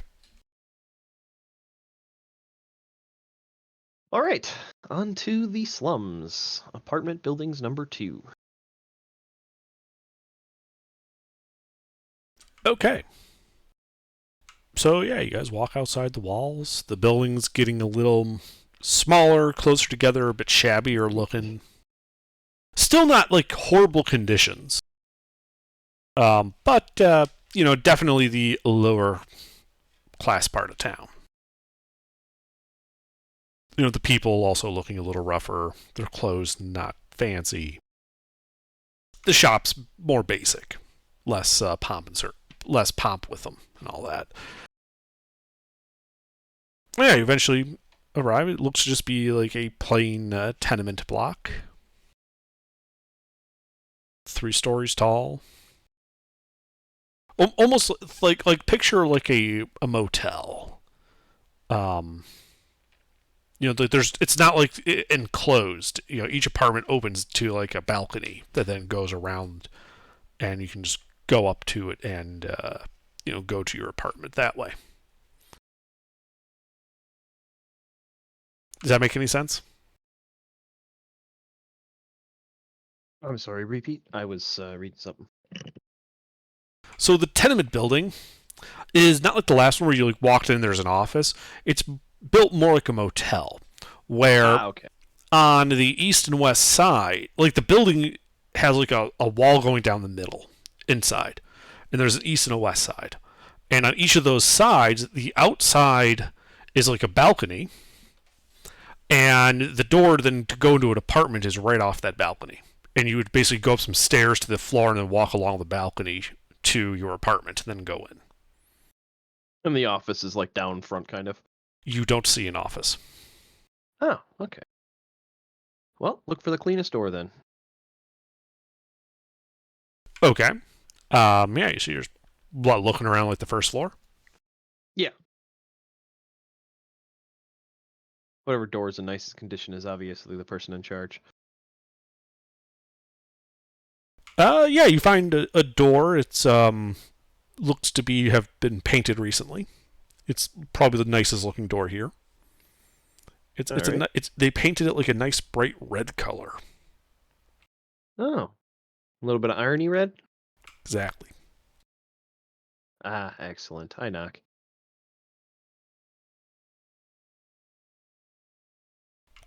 You hear a gruff voice inside. I wasn't expecting anybody. Who is it? Oh, checking to see if you got any vacancies. Huh?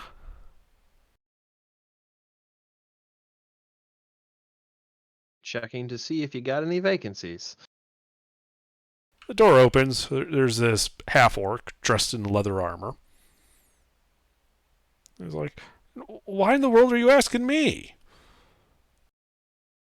Well, you got the nicest door. Well, thank you. I painted it myself, like 2 days ago, because the previous door looked like shit. Looked like someone had taken a hatchet to it. Huh. Well, just careful. Blood flakes. Hardy har. Anyway, yeah, you want to find out about vacancies? Go to the end. Points down to the right. Go to the end there. Knock on that guy's door. He'll know. All right. Thank you much. Uh-huh. Good luck. Closes the door.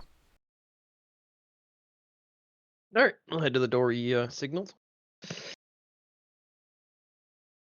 Okay. Or he indicated, sorry. Mm-hmm. Yeah, it looks just to be like a somewhat worn but plain wooden door. Give her a knock. Good old shave and a haircut. Yeah, you hear a woman's voice inside. Oh, it's unlocked. Come on in. Enter stage right. Mm-hmm. Yeah, you see what looks to be a middle-aged woman. She's in the kitchen cooking at the moment. Yes. Oh, you're new here. What brings you around? Oh, I was told you're the one to talk to about possible vacancies. Well, I suppose. Old man Henderson died recently. You could have his place. Do you know where to send the rent? Not a clue. Ah, okay. You need to send it to. She writes down an address. You just send it to this address. The mail system here is surprisingly functional, so it'll reach them. Sure, a wizard had something to do with that. I think there's a lot of bored wizards, and the counselors give them these weird jobs just to keep them from blowing up parts of the city. Nobody likes to have fun these days. I'm back. Oh no, I'm pretty sure whichever wizard figured out how to make magical, mailboxes, had a lot of fun doing it, and apparently, prevented a minor apocalypse or something.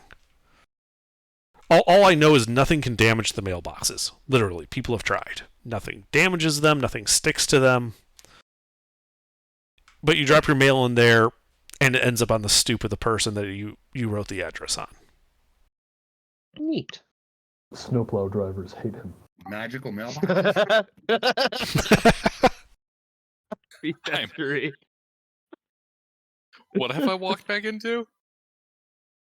I was getting information for getting a vacancy here, and she's like, "Do you know how to pay?" And I said, "No." And she's like, "Well, you just go mail stuff to this address." And then Underdark was explaining the mail system was invented or created by a wizard, and basically they're drop boxes that you put letters into, and the mail magically gets to where it goes. And the the drop boxes themselves are indestructible. To which I said, snowplow drivers hate him.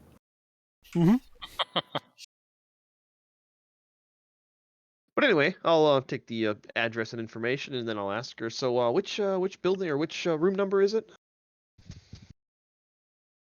Oh, it's 13. It's a second floor, like 7 doors down. Don't worry about the numbering. Yes, we know it's random. We're pretty sure whoever built the place didn't understand what numbers meant. Ah. Do love a good barbarian archetype.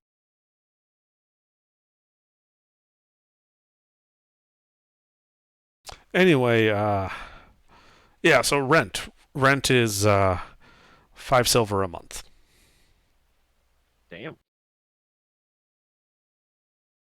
Well, I thank you for your time. I'll leave her a gold piece. She splutters, but like, thank you. Do you need help with anything? Let me know. Absolutely.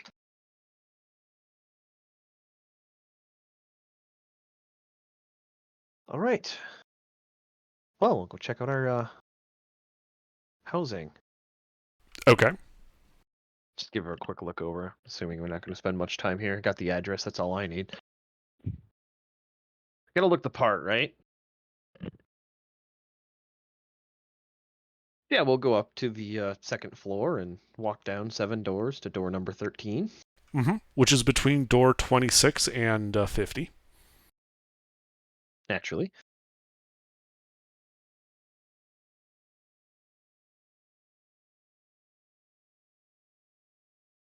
Yeah, and it's a plain wooden door. I open the door. Yep, it opens, revealing a plain apartment. From the looks of it, there's like a big central room, a small kitchen, and a bedroom.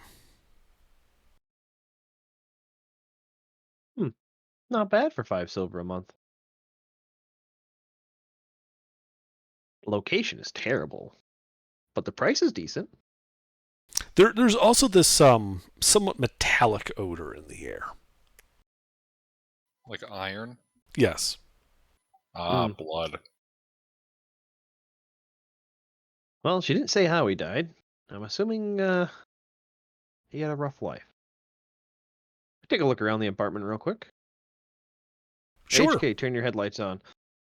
Actually, yeah, can I use the light cantrip to turn on a black light? Oh, you don't want to do that. I do it. The entire room starts glowing.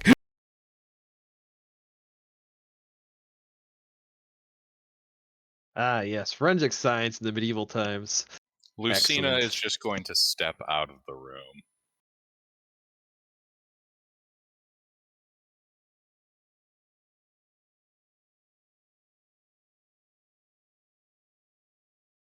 Yeah. But yeah, you guys HK could and I make will it look it over. Yeah, you can make an investigation check.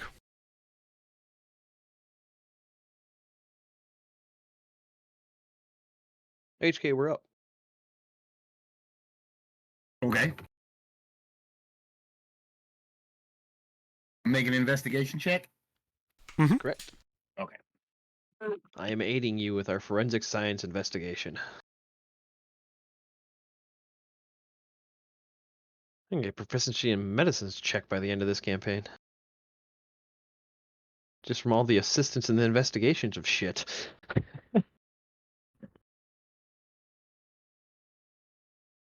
19.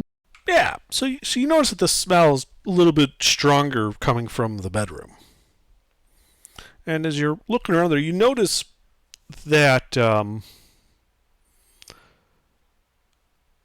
about like 2.5, starting like about 2.5 feet up off the floor, in one section of wall, there's like a semicircular discoloration that looks like someone's tried to clean off the wall but didn't quite finish it. Didn't quite get it clean enough. And as you're like looking at it, getting closer, you notice that's where the smell's coming from. Poor guy blew his brains out. Or his cranium exploded. And then the door wasn't shiny.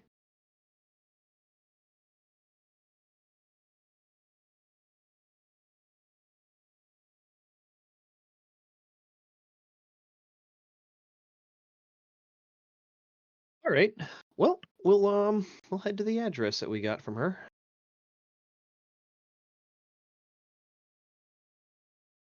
All right, well that's back in the actual like nice part of town. Kind of figured.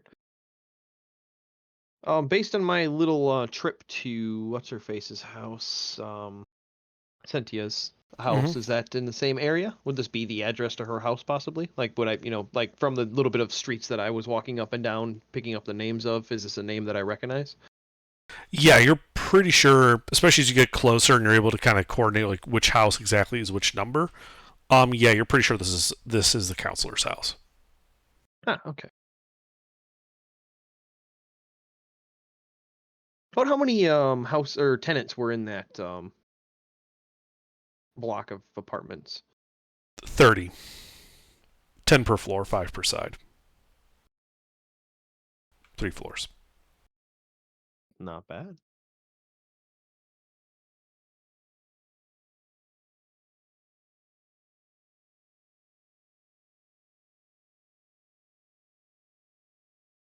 All right. Well, where do you guys want to go next? With the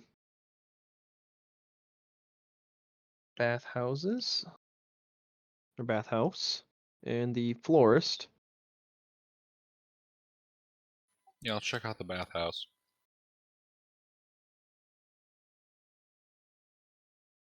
Actually, when's the bathhouse close? That depends on the bathhouse. The one owned by our adversary?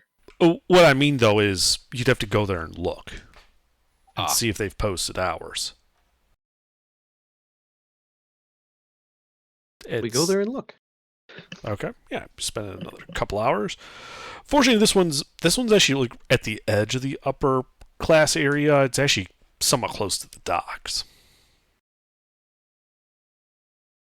And yeah, as you guys get there, you see it's almost set up like a villa. Like a small little central building with a stone wall around it. And there's a sign on the gate that says "Closed for renovations."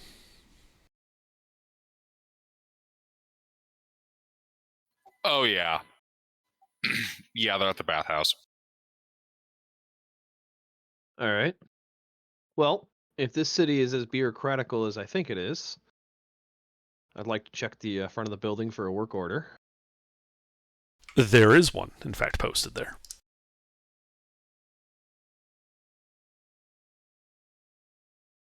Along with all the permits and seals and inspection reports and whatnot. It's basically like an entire like clipboard worth of paper just like stapled to the front of this gate. All right, I'll brush through them all real quick and take a look at each one. HK could probably do it faster.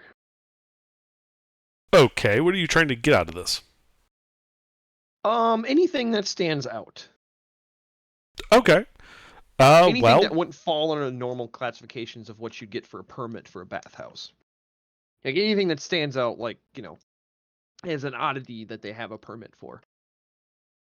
okay. Either tunnels, the likes. Right. Well, you would expect that because plumbing for baths and the like, you would expect digging. Yep. But yeah, go ahead and that I think would be I'm gonna say an insight check. Like, do you understand like what would be unusual type stuff? Can I assist? All right. Sure. I could make the suggestion to you, and I could assist. That works. All right. Yeah. So you can roll. I'll give you my proficiency advantage. Like once we have the idea, we can both be going through it and she's using her Comparing brain power. information. Yeah. So Teamwork makes the dream work.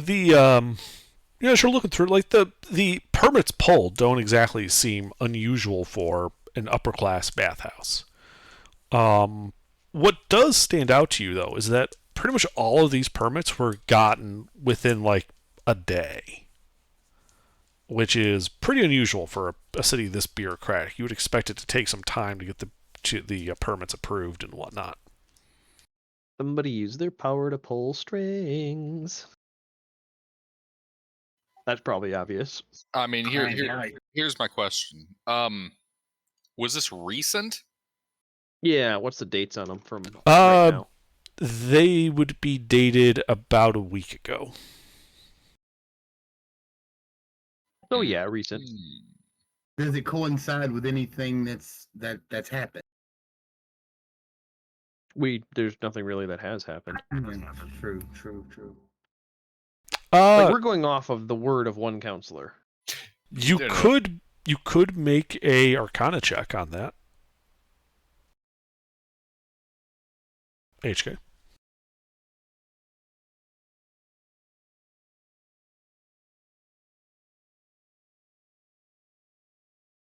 Well, you know that 8 days ago, when these permits were pulled, was the first day of autumn.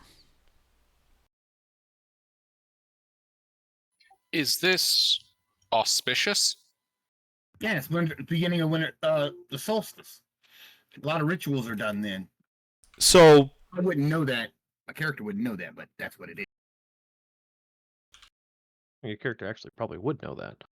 Well, I mean, I don't know if I got my roll high enough or not. So the autumnal equinox generally occurs towards the middle of autumn, not the beginning.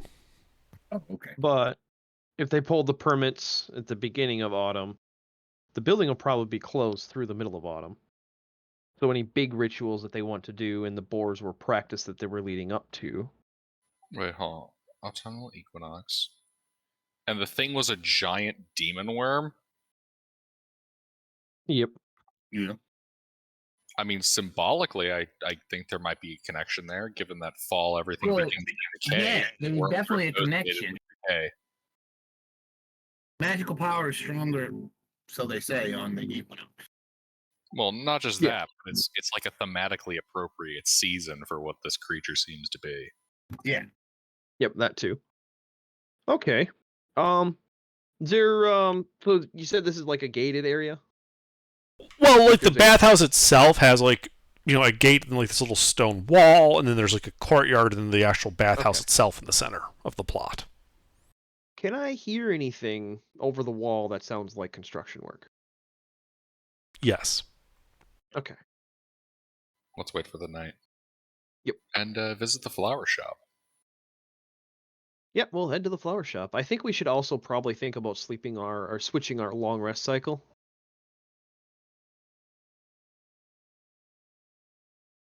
Long resting, falling closer to early morning and then sleeping the morning off. That I way see we what you have mean. the afternoon and late night to do stuff. Yeah, I see what you mean.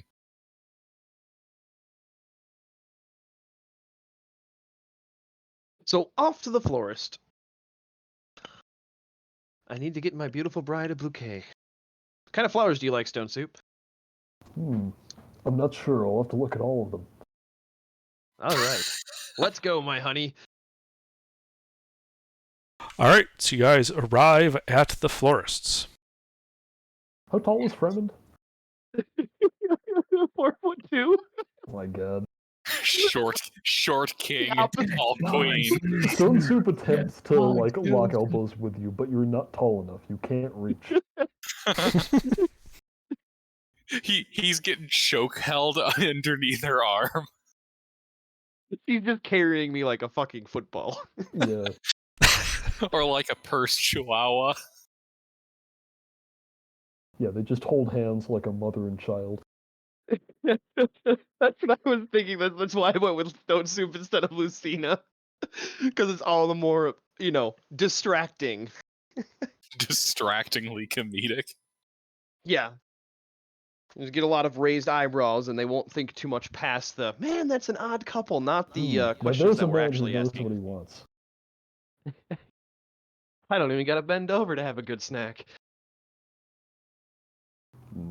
Anyway, All right, yeah. So you guys arrive outside the florist. You can tell it's a florist shop because there is a stone sign over the door with like carved into it that just says flowers. Well, if I was gonna launder money, And inside, through the window, you can see flowers. A likely Well- story, Underdark. I let us. incite the flowers. No. I mean, in a very serious sense, like, how well, like, upkept does this place look? Sure, that you can make an insight check for. are the flowers like so close to the window that it becomes hard to see inside? No, not really. Ah, okay. 23. I know a lot about this shop's maintenance. I mean, you're looking at this, and yeah, like it's called flowers. It's got flowers, but it doesn't really fit the area. This is Flowers with an apostrophe. no, it's just flowers, plural. Ah. It's not Okay. Flowers Flower Shop. Yeah, I thought the owner So- might have been named Flower.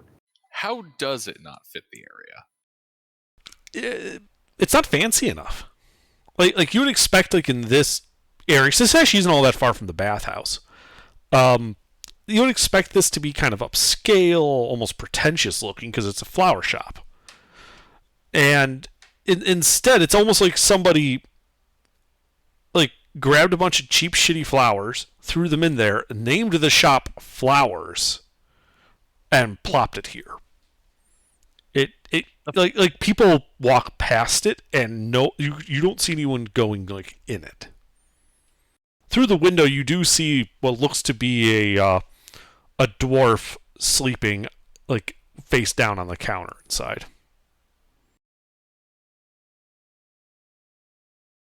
Well, let's go buy some flowers for our fake wedding. Hmm. So you guys are going in? I think so. All right. So yeah, Freeman and Stones, you guys walk in, little bell above the door. The dwarf Well, Lucina and HK snaps. could have came with us too.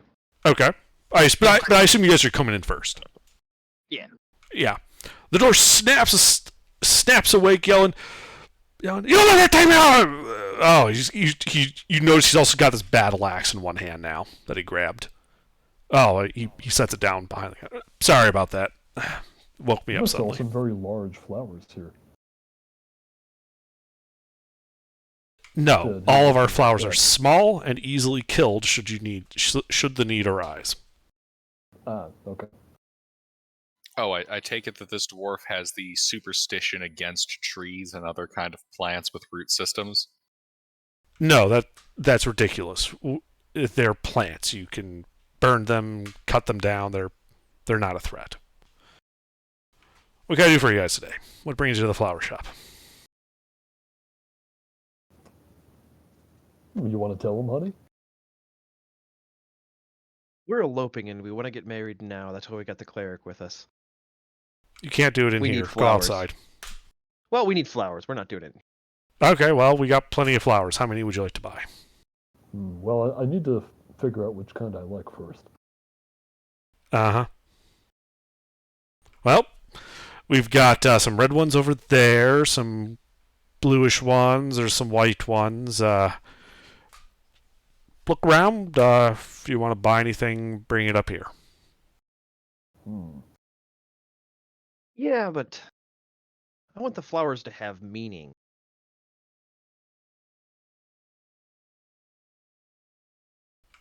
Do you know the spell speak with plants?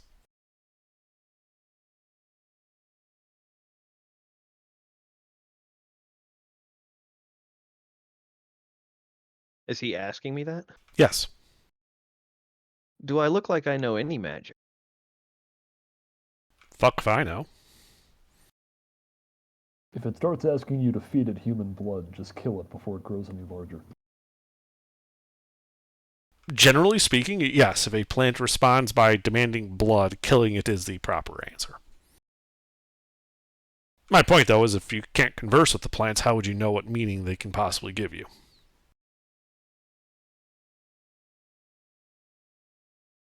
Yeah, well, he's got a point.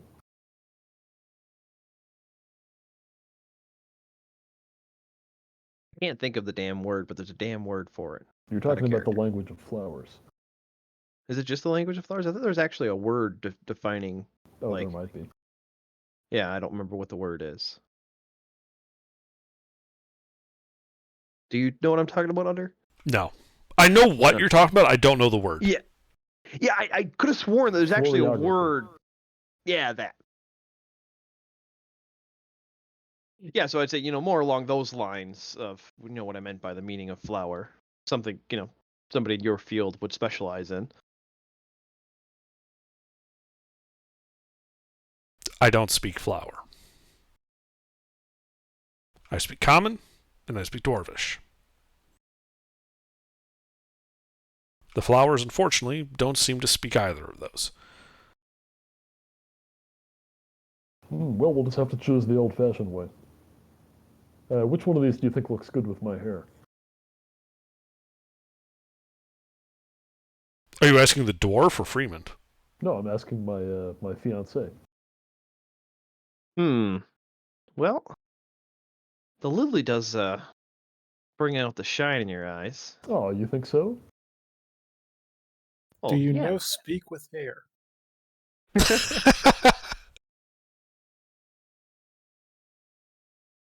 As you guys start doing that, the dwarf pulls out a flask and starts drinking.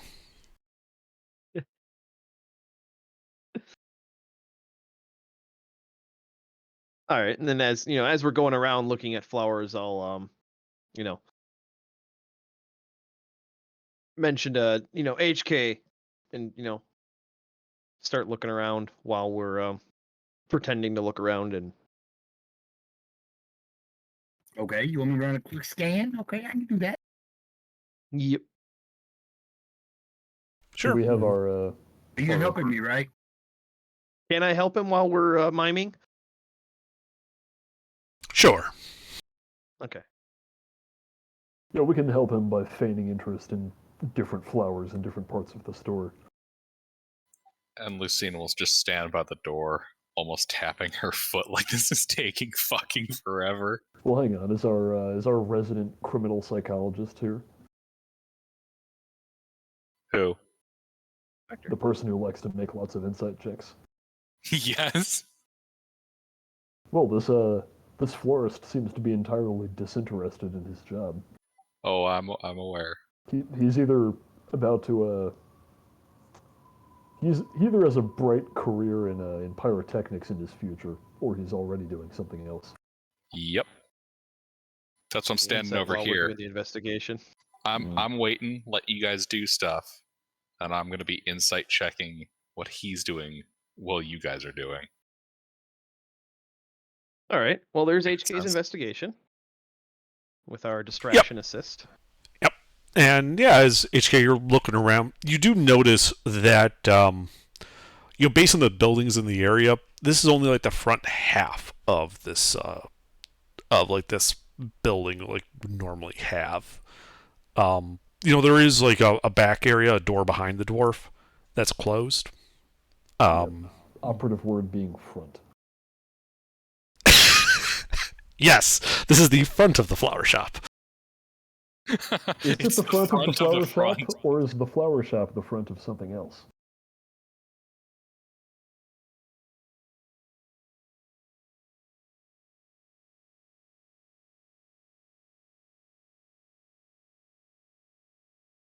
All right. Can I insight check the dwarf? Like, like his body language while they're shopping and whatnot? Sure, make an insight check. Does their snooping around assist me in this? Sure. We're drawing attention to ourselves as best as we can. The odd couple. So, Lucina, the dwarf, seems to be very bored and very drunk. He's one of my people.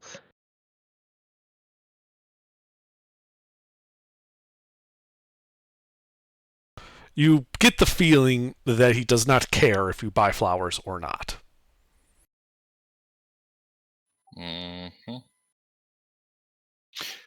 Out of curiosity, anything about him seem off for a person whose job is apparently a low-effort florist? You know, like really calloused hands or something. You mean besides the fact that when you startled him, he had pulled this, battle axe out from behind the counter? I believe I heard him say More in something addition approaching, to. "You'll never take me alive." Yeah. Yeah, more like in addition to. Do I notice any, like, other related information? Like, I don't know, distinguishing marks or something. He doesn't have any weird tattoos or anything beyond what you would normally see on people. He doesn't have the Q and H symbol tattooed on his forehead or something. You do notice that he is buffer. He is stronger than you would expect a florist would need to be.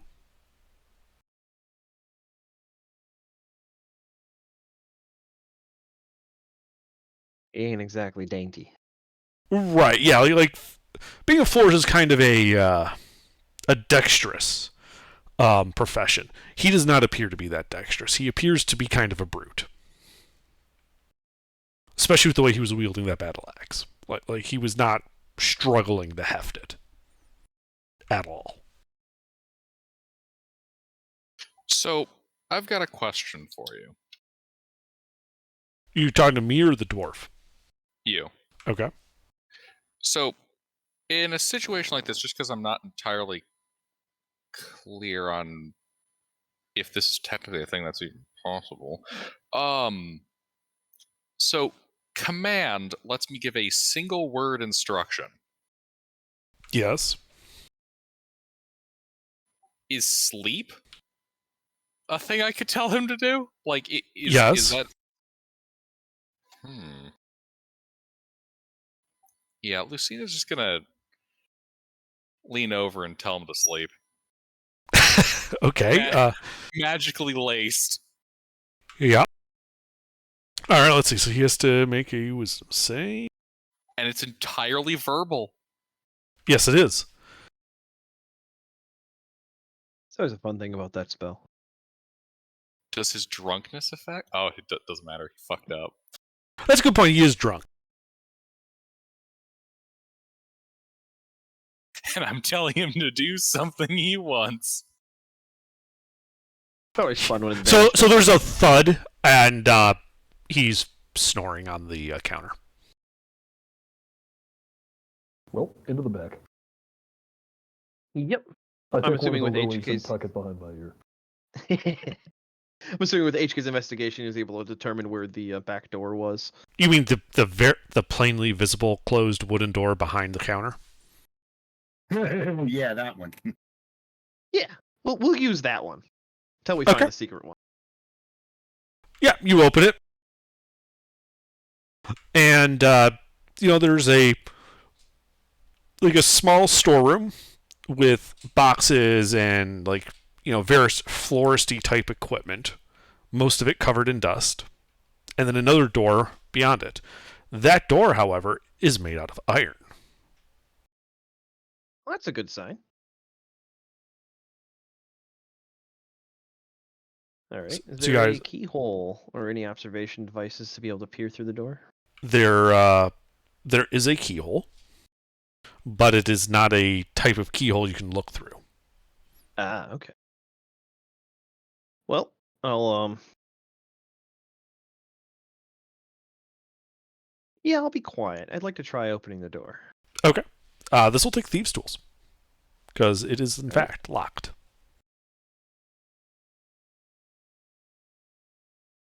Oof. You hear the sound of glass shattering inside the door, and almost like the sound of metal on metal pinging against each other. Well, we should probably leave.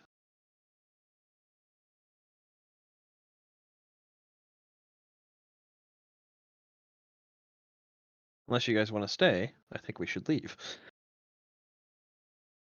I mean, are they going to open the door? I roll a 13 on the lockpick and probably triggered a trap. Why not simply wait a few moments? All right. Well, take up positions, wait a bit. Okay. Yeah, you guys are waiting a bit. In the other room, you can hear the dwarf snoring. It's a wet, log cutting type of snore. Well, it probably didn't take much for him to fall asleep. He'll be out for a bit. I mean, we did disturb his nap, so it's fair.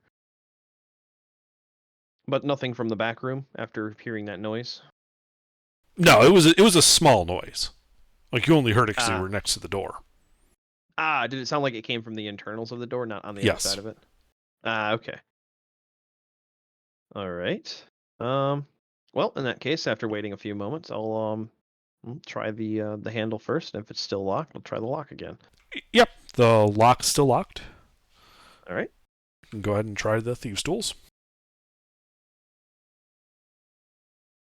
Yeah, you put your thieves' tools in there and start poking around, and the lock just spins freely.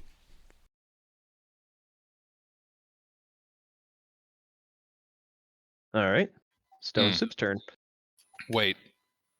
Before you do, I've got an idea.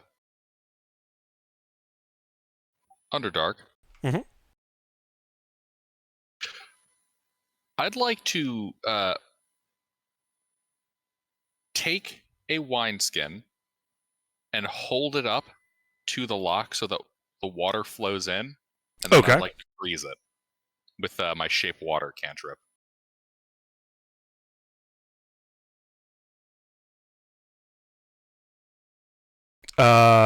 Okay, sure. You pour water into the lock and then freeze it.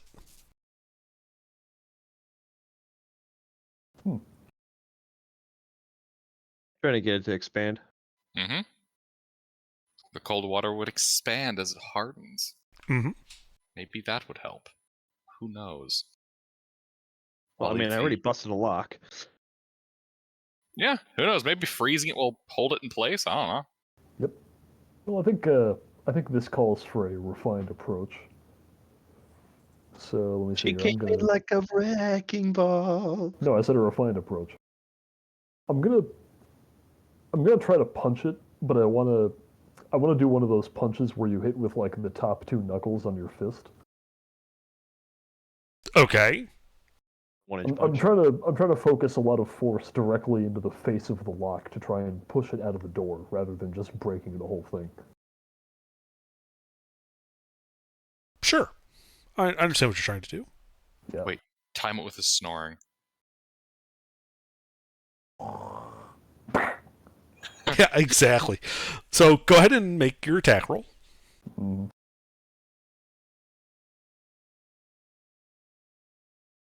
Is this made easier by the inside of the lock being frozen?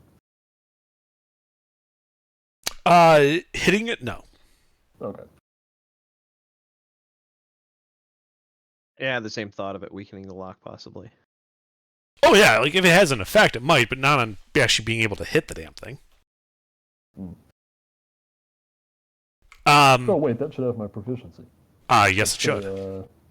That is a 14. 14. Okay. Well, just barely, but you hit it. All right. Go ahead and what's the damage? This is an unarmed strike. Yep. So, oh wait, I'm a monk. Or no, I'm not. Other character. So what? It's just my strength score or my strength modifier +1. +1. So 5. All right.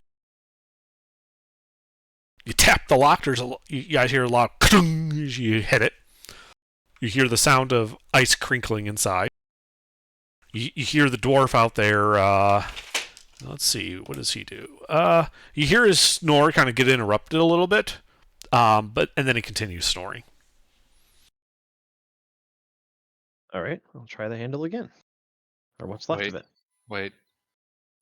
Give him like a couple minutes. Well, no, well, let's try opening the door, see if it worked. Oh, I see what you mean, yeah. Yeah, Yeah. you try the door. It is still locked. Damn. All right. Hey, HK, come take a look at this. See if you see anything unusual. Wait, hold on. Like, is the lock stuck in place, or... No, the lock, like when he went into the lock internals, it just spun freely inside there. The noise that I heard was like a disconnect. Essentially, I failed picking the lock, and it caused the lock to break away from the actual, indicating that the lock was attempted to be picked. Oh, So- Oh, wait, then the lock isn't the problem. That means that the It's yeah, the if it- door. yeah. If it's that, I can just acid splash it out of the way. That'll work. Or I have a vial of acid too. yeah, that means the bolt is engaged, but it's disconnected from the lock mechanism. Yep. The lock is spinning freely, so picking it won't work anymore. That's why I was, Rad. that's why I was saying, all right, Stone Soup, you're up, Wrecking Ball. Ah. I didn't realize that was the problem. Yeah, I can just acid splash it away if you want.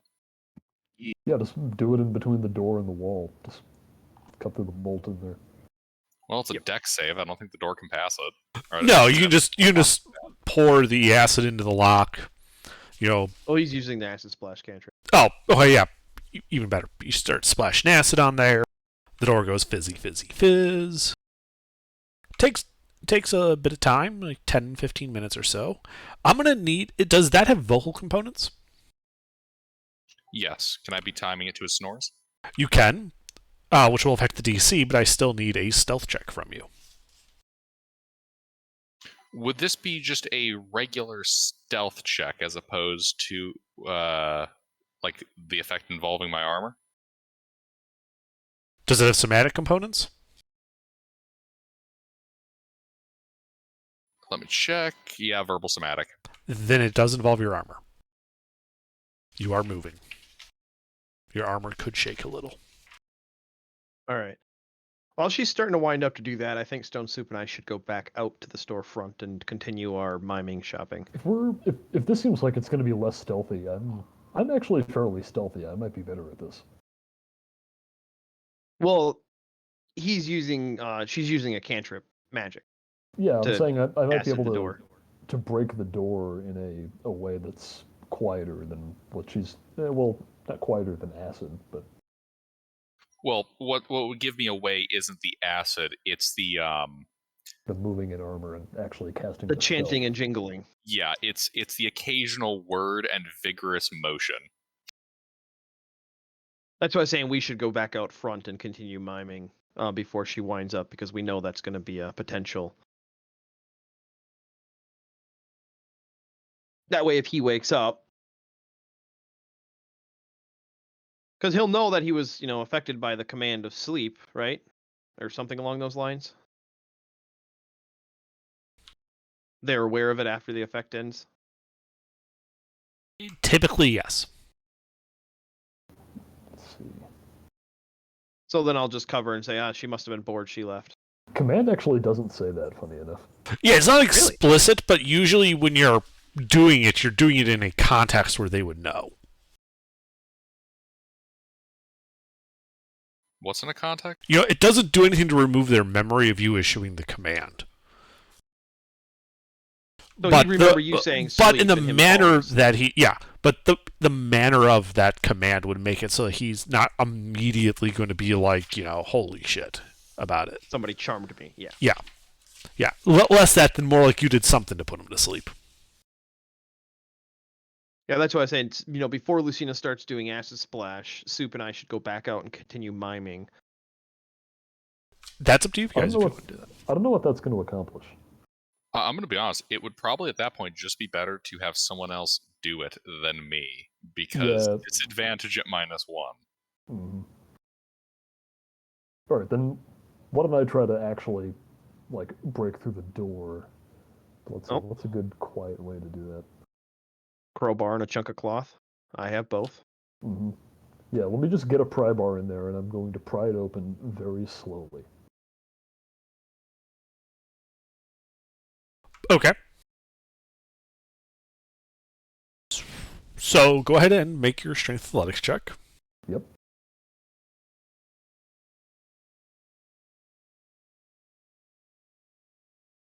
Advantage from the pry bar.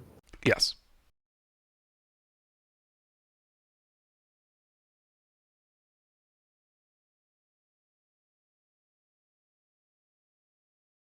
Okay, yeah. You're kind of prying it. You're prying at the door. You're actually partially bending the door frame as you ease it around the lock. And then I need a stealth check from you to see how quiet you can be. Sure. Was using a piece of cloth in between the crowbar and the door help at all? Not really. Wouldn't affect it That's materially. the thing making most of the noise is going to be the wood splintering, and then finally the bolt breaking out of the door. Worth a shot. Yeah. Let's see.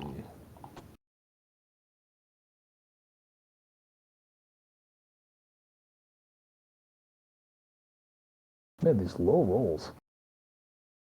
All day. HK's the only one who's gotten 20s, I think. I think my highest roll has been like a 13. Now you hear the soaring stop. You hear him grab his battle and literally oh shit, what the fuck are you doing now? No, and then he jumps off his stool. And you guys should roll initiative. Oh well, it was worth a shot. Yep.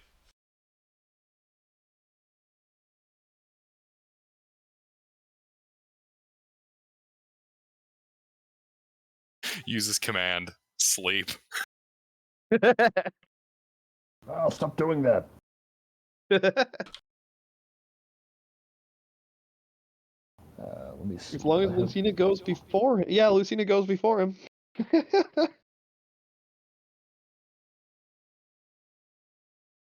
You know, Did Stone Super roll initiative? if I told him, One second. if I told him yes, to okay. shit, do you think that would brown note him?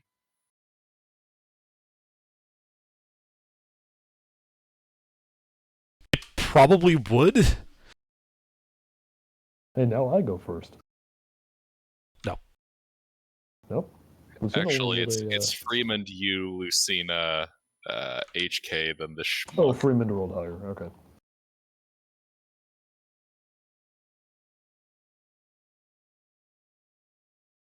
Well, we could always make an effort to mime.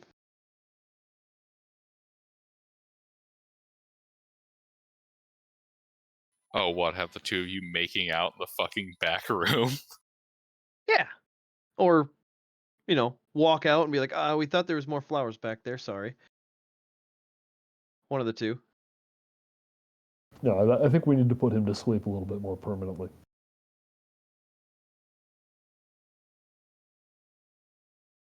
All right. Well, then. So, I Freeman, will what do you ready do? an ambush. What are you doing? Readying an ambush, waiting for him to come through the door. Wait, what are you going to do to him? Well, Need I said more remind you we permanent. agreed not to kill anybody who wasn't part of the cult? Yeah, that's why I have blunt arrows. All right. Okay. Well, make your Ready. stealth check to hide. Yep.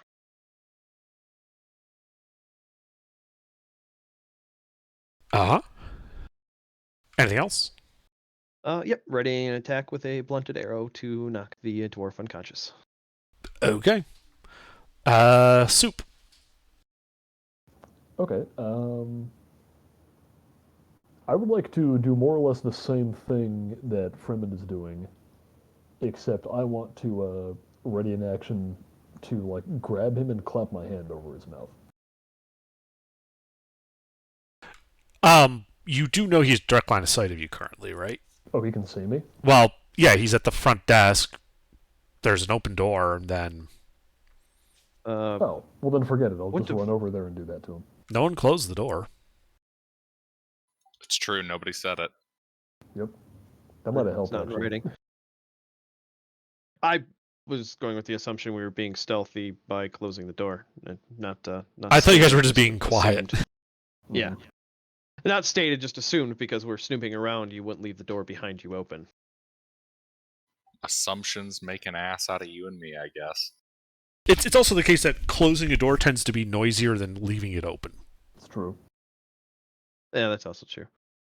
All right. Anyway, I will run over there, and yeah, I'm gonna do that. I'm gonna try to grapple him so I can put my hand over his mouth. Okay. Well, it's your strength athletics versus his. Well, he's gonna use acrobatics. Really? Barbarian that can dance. Yeah, you grapple I him. think Stone Soup wins handedly. Yeah, you grapple him, putting your, meaty paws over his mouth. Yep. Let's see. That's my action and bonus action. Next turn, I'd like to start trying to strangle him into unconsciousness. Okay. But- Well, that's on your next turn now, unless you On got my next another turn. attack. Yep.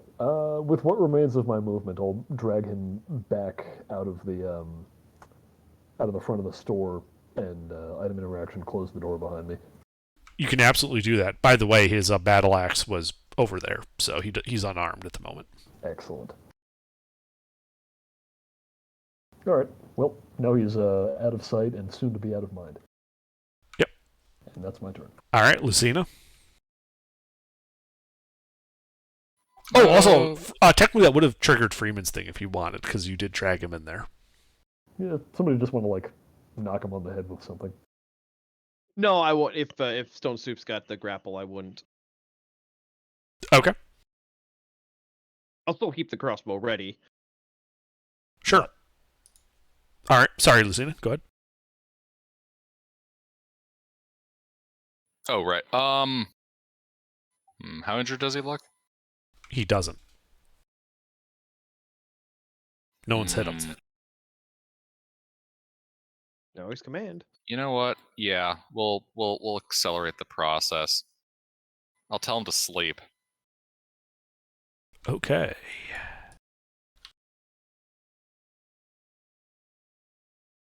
I'm just checking if he has advantage because of being I don't known think so. hostile. I don't think so. Poison does not affect saving throws. Okay.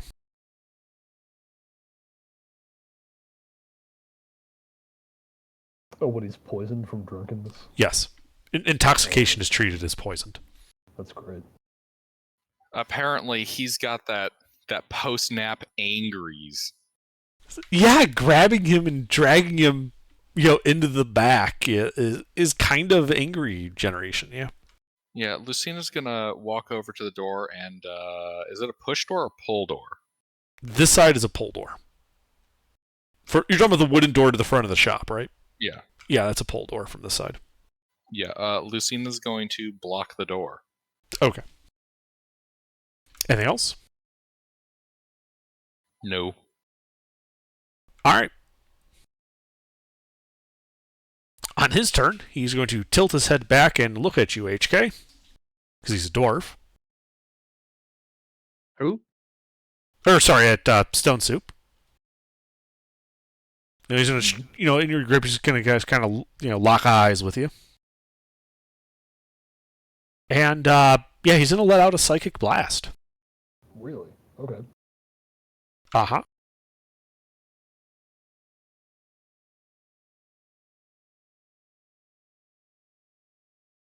You get the feeling he's having a really bad hangover at the moment. Hmm. Can I tell what he's trying to do to me? Yeah, considering it looked almost like it was an eldritch blast that came out of his forehead. Strange. Mm-hmm. You've seen HK shoot that kind of stuff. Speaking of which, it is now HK's turn. Okay. I guess I'm just gonna go up and smack the guy, I suppose, for being an idiot. Can I do that? Yes.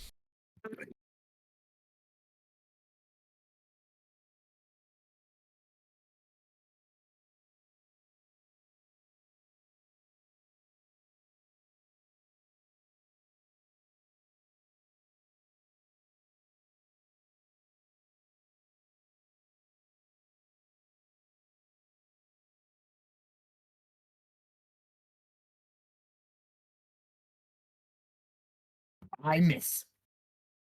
Both times. Swing and a miss. Yes. You're like having to be careful not to hit Soup, so that's why you missed. Is he was able to wriggle out of the way. Anything else?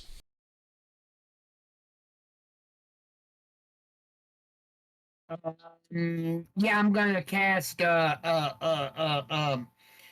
Hunter's Mark on him. Okay. Freeman. Well, I guess I'll boop the snoot with a blunted arrow. Roll to hit. Do I have advantage for still being hidden? He got dragged inside. He can see you. No.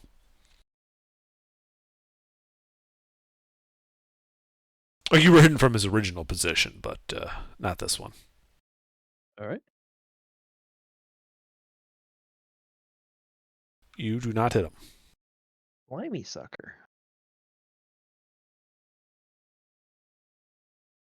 Anything else? Okay. All right, Stone Soup. All right. So how does it work if I want to knock him out? I'm gonna say that it's going to be another contested athletics check on your part, Mm-hmm. and he does get to try to avoid getting strangled. Yeah.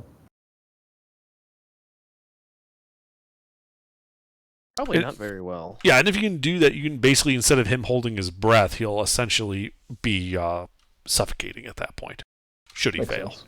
I just gotta hold him until he for his con mod and rounds. Yes. Yeah, so he starts suffocating. Yep. Okay. I'm Now just gonna keep we doing that. wait. All right, Lucina. All right, I pull out my bonk stick. Non-lethal takedown in progress. Indeed. I proceed to assist in the subduing of this dude with a bonk. I'll just lightly drubbing him while I'm doing like Metal Gear shit. Okay, try to hit him.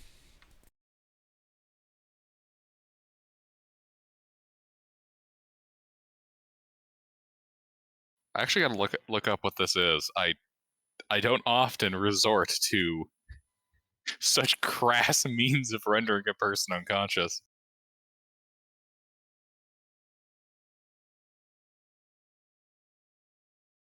Well, at least you're not a ranged combatant. You do not hit him. Maximized Wishbolt blows up Stone Soup. Yeah. Alright, yeah. Well, that's a bummer. We've all That's- missed so far. yeah. It's actually kind of funny. All right, his turn. Well, he's still going to be trying to psychically lash out at the guy holding him. Interesting. It's his best option. By far. Well, he does hit. Okay. So that hits you for 13 psychic damage. Mm-hmm. That's all you can do. HK? I guess I'm gonna whack him again. Okay, roll to hit. He misses. I'm gonna go buy a lottery ticket. I wouldn't. You've been missing. 2 hits. Yeah. No, I would go buy a lottery ticket because our luck is somewhere else. Clearly. Hey, law of averages, right? Exactly.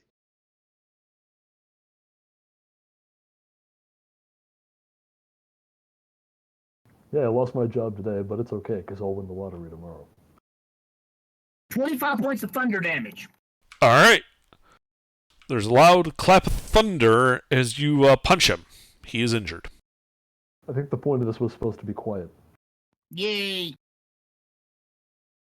Well, that was definitely not quiet. I'm hitting with thunder gauntlets. So, Yeah, but Yes, you that said was it not quiet at all. that is not. Yeah, it's making a loud boom when I hit him. Yeah, maybe not do that again. Lucine's How gonna am I look. going to attack him? Lucine's Well- gonna look over at you and hold up a finger to her mouth, telling you to shush. You don't have to attack him. I think I got this. Yeah, he'll go unconscious pretty soon here. That probably helped. But don't do it again. Anything else, HK?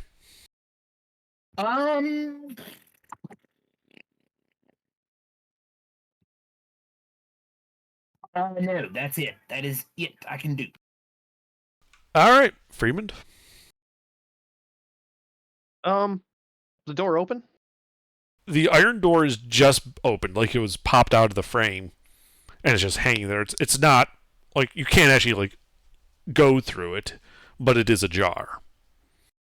Okay. Then I'll wait. The iron doors, the wooden door is now closed. Yep. Yeah, the iron door is what I was asking specifically about. I was wondering if it swung open, I'd just take a peer inside and see what I see, but if it's not open, I won't open it. No, Stone Soup had just gotten it, like just past, opening it past the door jam when the guy woke up. Okay, then I will just take my turns to wait. All right, Stone Soup. All right. You are currently choking the guy out.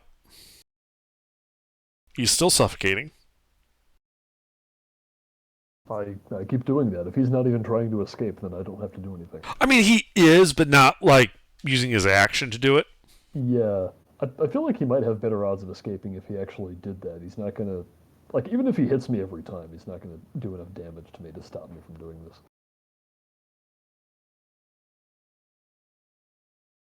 I mean, whether he knows that or not is a whole other question. Yeah, And he Yeah. is losing air to his brain. he is, yes. He's also drunk. Which doesn't help, because he's at disadvantage for ability checks and attack rolls. Alright, so yeah, you just sit there holding him. Lucina? I'm gonna try this one more time. Sleep. Oh, so he's gotta make a wisdom save.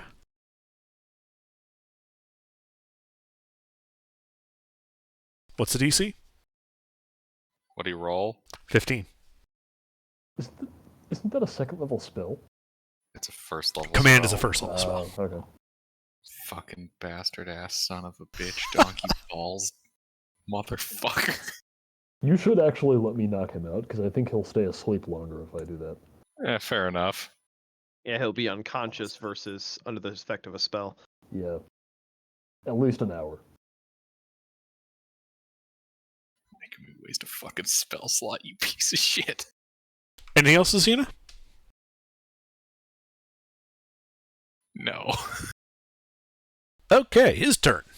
So now that he has, in fact, inflicted mental trauma to you, Stone Soup, he is able to target you with this ability, which does not actually require him to be able to speak. He has no verbal components. Oh. And I need a wisdom save from you. Oh no. God damn it. Uh?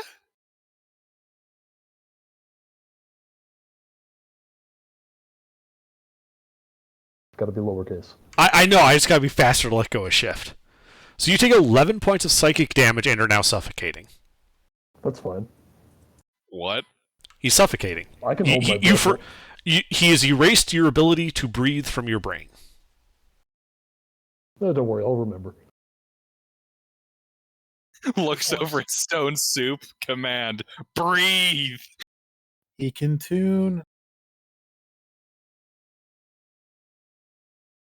Okay.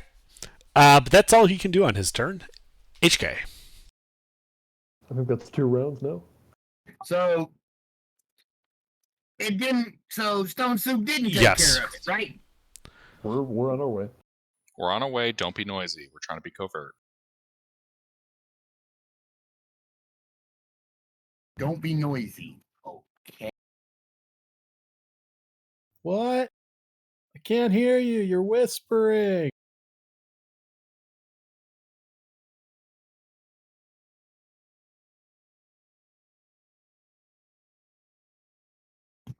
Okay, then. I don't have anything for trying to be quiet. Yes, I do. I need a deck save from him. I am casting Fairy Fire. Don't do that. You're in relatively close quarters here. You're going to Okay, hit then I'm friendlies not with doing that. it. He's the Okay, only. then I'm not He's the doing one it. making attacks against me, and you're going to hit both of us. Just like punch the dude, Mister. If you Yeah, don't without have the anything gauntlets. else, The only punching I have is my Thunder Gauntlets. you can literally do it without the gauntlets. Just kick him. I don't have anything that I Kick can't. him. You have Unarmed strike. attacks. You just kick him in the shins. Okay, yeah, I'm gonna unarmed strike him then, I guess. Let me see what that is. Hold on. Freeman leads over and flips the off switch on the Thunder Gauntlets. Use this. Okay. Okay, I'll unarmed strike him. Okay, roll to hit.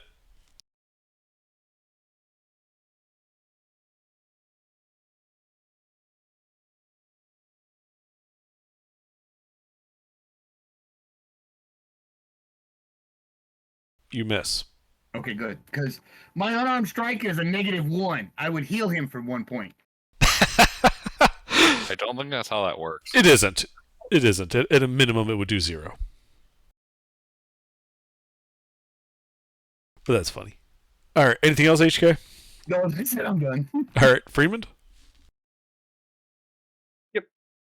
Just waiting. Okay. Soup's Stone got it Soup. well in hand.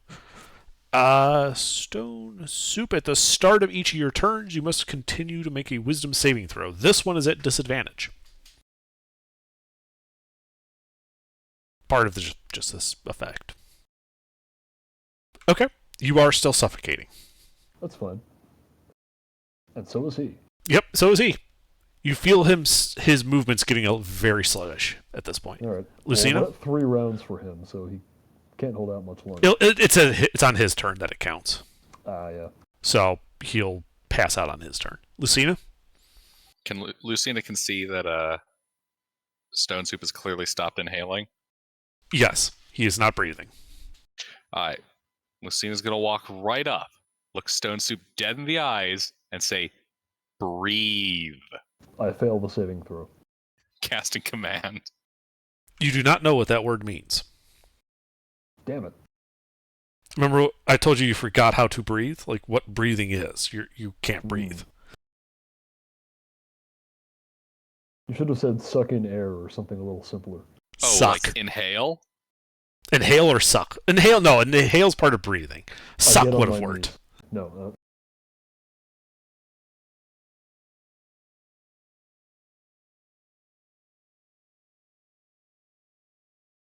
All right. His turn. He passes out in your arms. Nice.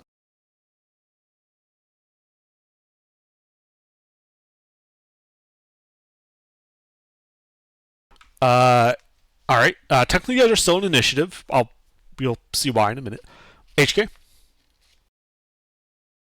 HK just stands there. Okay. Freeman? Waiting. Stone Soup, I need a normal wisdom save at the start of your turn.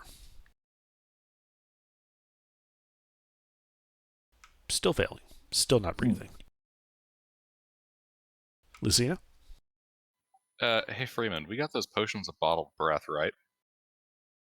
Yep. Lucina's going to take the potion of bottled breath, hold it right up to Stone Soup's mouth, and command, using the command spell, suck. Let's see if that'll get the bottled breath in. Yep. All right. You suck in the bottled breath.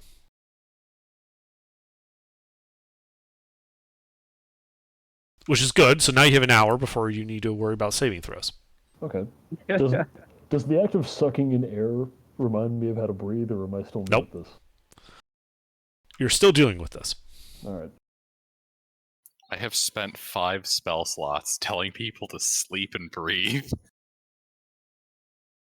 All right. Lucine, is that all you do on your turn? Just give him the potion? Let's see, that would be what? Item interaction and action? Yes. Yeah. Okay. Yes, he's unconscious. I suppose I should.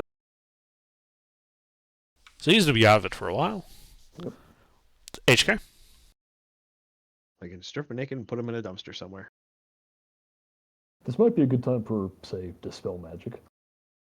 I do not know Dispel Magic, I don't. I didn't take it. It wasn't themed. Oh, god damn it. You and your useless wizards. I do not know Whatever you are. Dispel Magic. All right. You currently have oxygen in your lungs.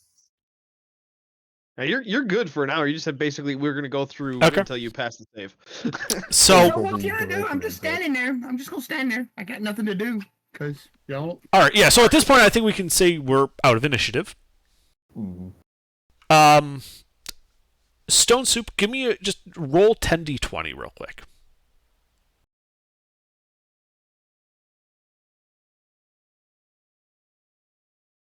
Okay, that 19 would have passed. Nice. All right. So you would eventually start breathing again. Hey, I remembered how to do it. You're very lucky because that is the only one of those 10 that actually would have passed. Yep. The DC was 15 and you're at -2. Well, I've got an hour, which is a bit more than 20. Yeah, A bit more than 10 rolls. yes, Roll but another 10. there's and then another 10. effect that occurs if you have so many successive failures. Oh, no. And that didn't happen, so you don't have to worry about it. All right. Excellent. Well, that's a I- scary-ass ability. Yeah, I don't know what this is, but it sounds cool. Also sounds not normal magic, like demonish. I was going to say psionic. Well, do we think this guy might be part of the cult? I mean, well, it's No openly. normal dwarf has this kind of power. Well, I sounds like mean, we no can kill him, normal though. caster has that kind of power. But anyway, let's see what's behind door number 2. Well, first of all, we should check his body for anything useful. Mm-hmm. Keys, maybe. So you check his All right. pockets. He does have a keyring with 2 keys on it. Does one look like it would have matched the keyhole of what I was originally picking on the iron door? Yes. And the other you think would match the front door of the shop. Ah, okay. Well, we'll make sure we lock up. Other than that, he does not have a coin purse. He does not have any other weapons. You did notice as you're kind of rifling through that he did have the equivalent of leather armor.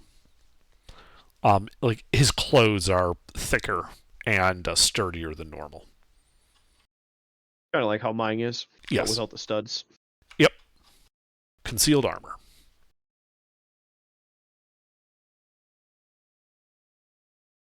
All right. Well, then let's check behind door number 2. Okay. You open the door? Yep. All right, you open the door. Behind it, you see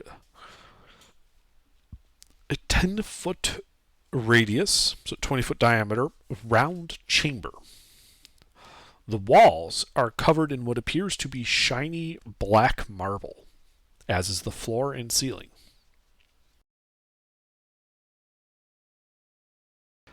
Inscribed in the center of the room, it looks like there is a circular inscription in the center of the room. About, I wrote that down, and now I can't find it.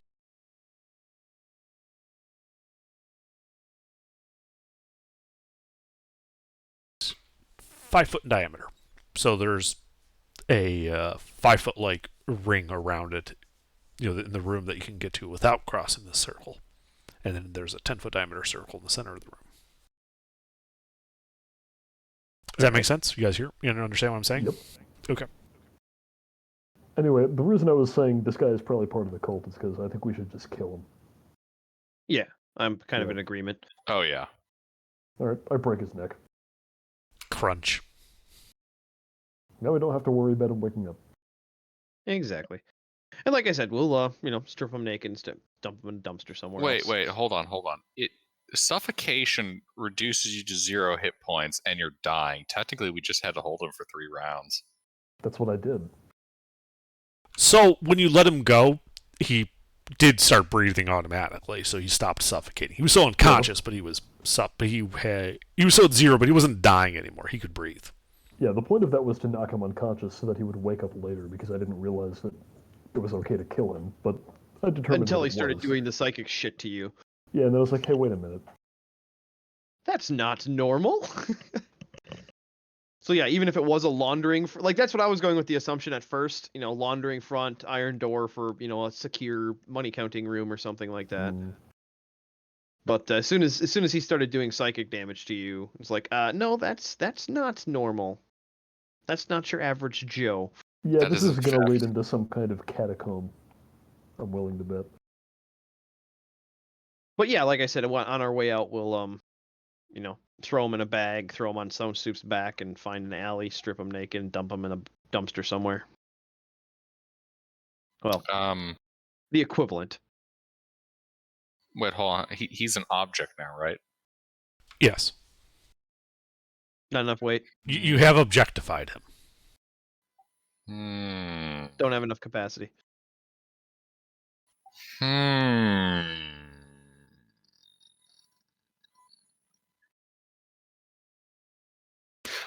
Underdark, how much lightning damage would need to be dealt to a meat object in less than 4 rounds in order to disintegrate the corpse? That would I don't also know be if- loud. Yeah, that sounds loud. Oh, don't worry. I have a way. Don't you have acid A splash? lot. Just melt it. Yeah, why don't you just acid splash while HK and I check out Yeah, this room? give him the Breaking Bad. Okay. I was going to say, I could just use Time Stop, maximize Witch Bolt a couple of times against the object. That would not be sufficient. We're talking thousands of damage to disintegrate Okay. through that method. Acid, however, probably a little bit more efficient. Takes longer, but yes, you could just keep acid splashing and eventually you would dissolve the body. Yeah, at that point, it'd just be easier to dump the corpse another way. Yeah, as I said, take him to a different part of town, dump the corpse. Clean, efficient, hard to trace him back to this side of town. Easy to move the body. Stone Soup can carry damn near anything. Well, let's carry around the rock and put him under the dress instead. That works. I mean, we built the harness to hold a 1,000-pound rock on your back. Yes, you could easily do so. So I'm laughing because I'm agreeing with you. But yeah, I we'll just think get it's to that funny. eventually. Let's have HK and I give this room a once over real quick. Okay. Taking care not to cross that threshold you were talking about. Sure, so you're staying to the outer part of the room. Go ahead and make your investigation check. HK? You're up. Good advantage. Naturally. Yep. If I'm present, you have advantage. As long as my ability to investigate is actually a help. Checking out a room, it is. Yeah, so you're looking at this and you can tell that these are just like thin marble slabs. They are not like structural elements. You can also, as you're poking around in this room, you don't find any other ways out. But on the other side, like not the marble side, are thin lead sheets.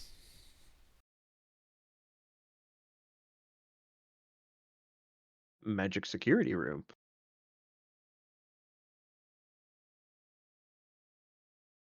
How thick is the marble? About a 1/4 inch. Oh, The walls. The floor is a little bit thicker. It's about 6 inches. Or sorry, no, it's about half. It's 6 inches is really thick actually. Be about an inch. The ceiling is also only a 1/4 inch. These are facade pieces. They are not structural. Stone Soup, you want to drop your rock on the floor over here For what purpose? Wait, to disrupt the circle? let's first understand the circle. Okay. Well, that would be you and HK then, not me. Indeed. But you're kind of busy, so I think it would just be HK. Why am I busy? Yeah. Oh wait, that's right. We're hiding the body. We're not acid splashing the body. Yeah. Right, right. Yeah. Detect So evil. and which good. check am I making? Arcana? Well, we're trying to investigate the circle on the floor. So whatever you think would be good to check the possible magic circle on the floor. Do you know speak with circle? No, but I know detect magic. But we already Yep. know it's magic. And I I got know detect identify, evil but and good. that wouldn't help me. Well, we're not uh, entirely sure it's magic, so Mister. detect magic would be a good thing. Mister, those both would literally help. Okay, I'm gonna ritual cast detect magic. Okay, so you start Analyze. ritual casting detect magic, and you're casting detect evil and good. Yep. All right. So your casting only takes an action, so that would go off first. This whole room is desecrated, Mm-hmm. and then HK finishes his detect magic, and that circle is emanating conjuration magic. Now, can we break the floor? It's. I should be noted, like it's only a circle. It's like a geometric circle. There's no writing or anything visible. How many points are on the geometric parts? Yes, it's a circle. It's a circle. Can I identify it? What You kind can- of? I mean, I'm confused by the idea of a geometric circle. I meant it in the sense that is in the shape. It is a simple circle drawn on the floor. There's no weird iconography or other symbols there. He Oh, said geometric oh, to indicate that it's a perfect circle. Think Okay. like a circle you would draw to play marbles on. My That's brain what's is on the having a floor. hard time rendering this. Please input a number of sides. When you said geometric circle, my thought was like, oh, there's some kind of summoning circle with like like a pentagram or some shit on the inside. Did you No. say, did you say there was writing? I thought you said there was writing. No, there was no writing. Oh, I said there was an absence of writing. But to bust in fucking okay. Archimedes in here. So, All right. HK, you said you were casting Identify? yeah, if I can. Okay. So you poke this with Identify. And it tells you that this is a teleportation circle. Then, Okay. when you poke it, letters and symbols begin to form in like fiery, glowing embers that just seem to scratch themselves into the marble. What Back up, language back is up, it? back up, back up. I do back up, but what language is it? So the language of the symbols on the outer, like following the inside of the circle, are abyssal. And there is a very familiar QH symbol glowing in the center of it now. Well, I mean, HK can read abyssal, so what does it say? Korgeth. What was that? You say Borgat? Oh, Korgath. All right. Now I think it's time for the Can I make an Arcana check to see if I know what that means? Yes. But I do think it's time, if that circle is lighting up, for Stone Soup to go smash. Yep, I am going to disturb the circle. Make an attack roll. 16. Do I know what that means? You're pretty sure it's the name of a demon. Yeah, got it. Ah, yes. Stone Soup, the So this master of circle attacking probably goes inanimate to his objects. realm, then, right? This circle probably goes to his realm. You doubt it would go to his realm. Teleportation circle does not cross planar boundaries. You successfully hit the floor. Roll damage. Alright, I believe this deals double damage to structures. Yes. I'd like to pour holy water on the area that he. Hold on. So you smash down. The, facade on top of the subfloor cracks and breaks. The lights on the circle go out. Excellent. And then, Lucini, you said you're pouring holy water? Holy water! Okay, you pour holy water on, like onto the circle, or just onto the floor, like by you. Onto the spot that stone soup broke. Okay. In the crack. Yes. It begins reacting violently, like pouring acid wood on it. Never Oh, good when the man. holy water starts boiling. Last time I saw this, I had chlorine gassed myself in the workplace bathroom. We might want to leave. You do notice that there are some really nasty fumes starting to come off of this area.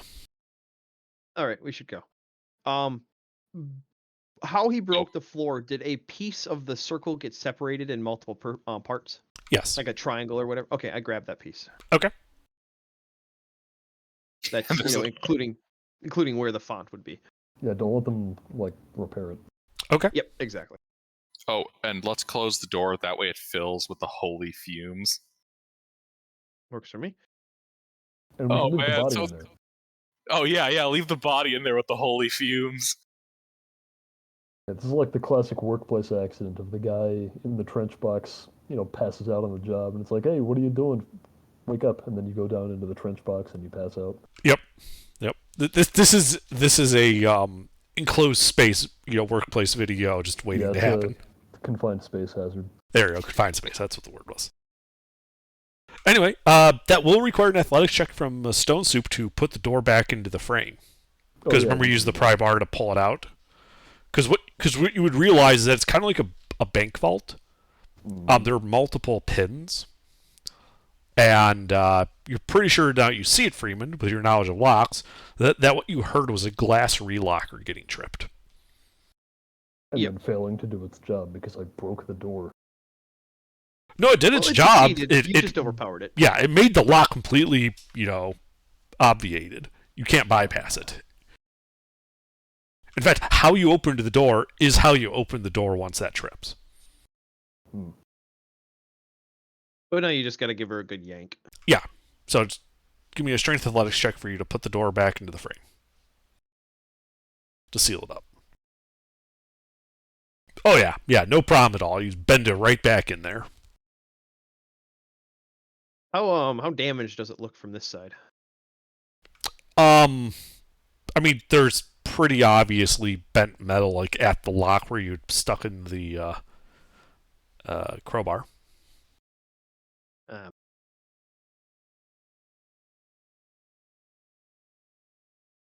Once metal gets to that point and it's yielding, it's pretty hard to make it look right. I wonder if, Lucina, if you acid splash the entire door, is the frame? You said it's like a bank vault, so the frame would also be of a material like metal, right? Yeah, it's an iron frame. So could she possibly try acid splashing all of it to seal it? Yes. Like etching it together? Mm-hmm. Why would we want to do that? Make it harder for somebody else to get in? You're just being dicks to the guys who come after you. Yep. Extending the amount of time it will take somebody to discover the remains of the body in there. Because if we just leave it as now, somebody can just walk in here and literally just push the door open. True, and then they'll be kind of pooped, and then they get hit by the holy fumes. Yeah, so if you acid splash and literally etch the door closed... Actually, Underdark, are those fumes holy? I said they smelt pretty nasty, so you don't think they were exactly holy. Good. I'm asking because I can detect the desecrated and consecrated. I'm basically curious what the reaction is. It was neither. Okay. But it produces bad fumes. Yes. Well, I think that's good to know, possibly. All right. So desecration is ammonia, and holy water is just bleach. That actually makes sense. Or it's really like funny. you mixed bleach and sulfuric acid together. I sealed the door.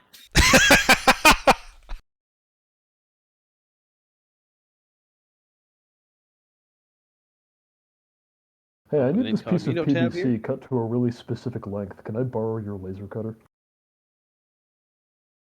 Oh God. Yeah.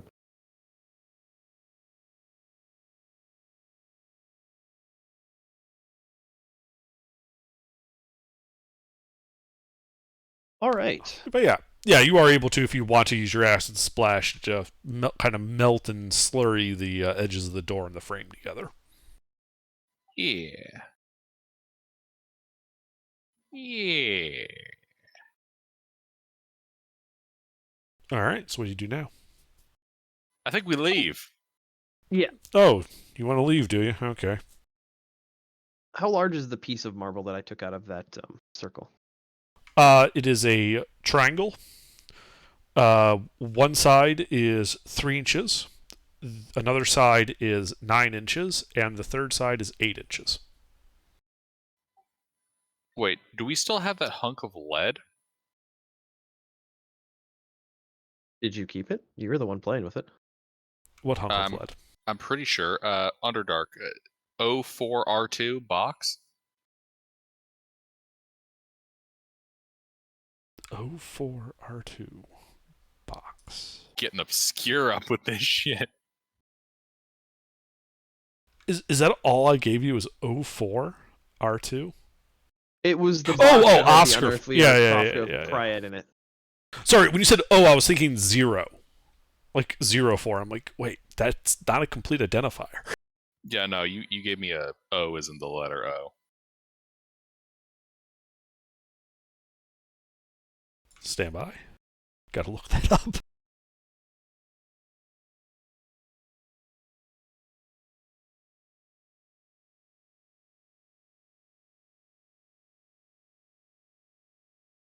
Here, under that might help you. Pretty sure that was inside of it. Oh, that's way back. Yeah, that's why I'm like having trouble like finding it. Yes. Okay, yeah. Well, if you guys kept it, yes, you would have it.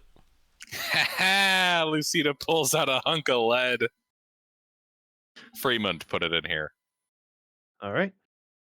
I manipulate the lead to best wrap it so it's fully sealed as best I can. Uh-huh. And Lucina tucks it away again. All right. So you're gonna put that in your inventory? A 3x9x8 triangle of marble. Yeah. Yeah, give me 1 second. So it's a lead box of demon triangle. Not to be confused with the lead box of Bermuda Triangle. You'll just get lost if you go there. You mean like that fiend that totally duped you guys? Oh, what you talking about? No, I mean Fremont, the fiend that got his buddy and preys on devil. Oh, fiend! It's a broad category. You know, the Yeah, preyed but she's a on, pretty plus prominent party devil. members. I don't know, by the details, they sounded pretty unprominent, given that they don't have cultists. She likes it that way. And she does have cultists. We found one of their damn churches in fucking Lushingworth. They don't have cultists anymore. All right, but yeah, it's all wrapped up in this lead. Okay. Actually, it'll really suck to get hit in the head by that. Yeah. But I think we'll make our way downtown to bed. Getting relatively late now. All right. Yep. So you guys leave the florist.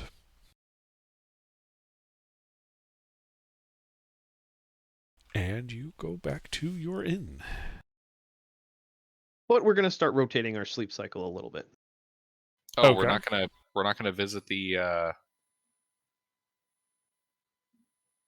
bathhouse. No, I was thinking of doing that tomorrow night. Tonight we spend the time to rotate our sleep schedule, stay up a little bit later, go to sleep later, wake up later. That way we can go there later in the evening without risking exhaustion. Yeah, that's probably a good idea because I've kind of spent half my available spell slots just telling a dude to take a nap. So that makes sense, Under. So basically, there's 12 hours of downtime, and you can take Mhm. a long rest in that. We're just going to take it at the end of those 12 hours of downtime to push our sleep schedule back, thus giving us more nighttime activities. Sure. I believe that understand means what we can go back by like 4 hours at night doing that. Yep, pretty much.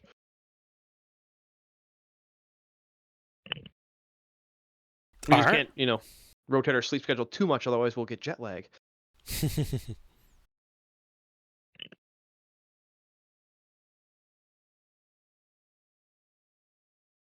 So you Well, guys there's no returned jets, to the so I Shouting guess Cup. it would be a teleportation sickness.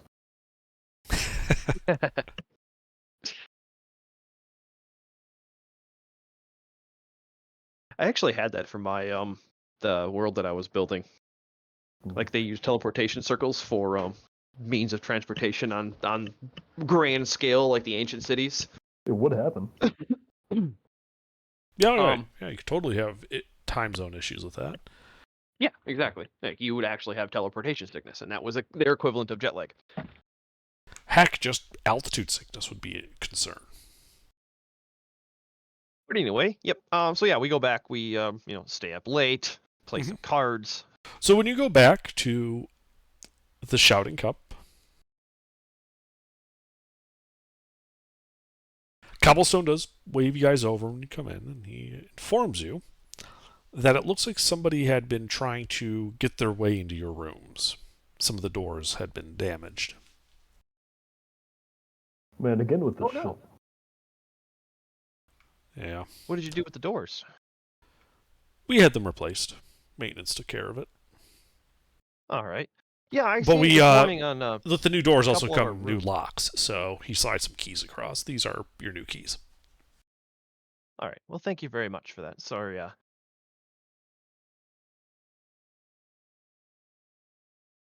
Sorry I didn't inform you this morning. I did see him. I just hung a sheet over him. Figured somebody would notice it. We were in a bit of a We hurry. did. Oh, y'all stay in separate Understandable. rooms? You all stay together? We all have our own rooms, actually. Yeah, you guys paid a bunch of money for like aristocratic level rooms at this place.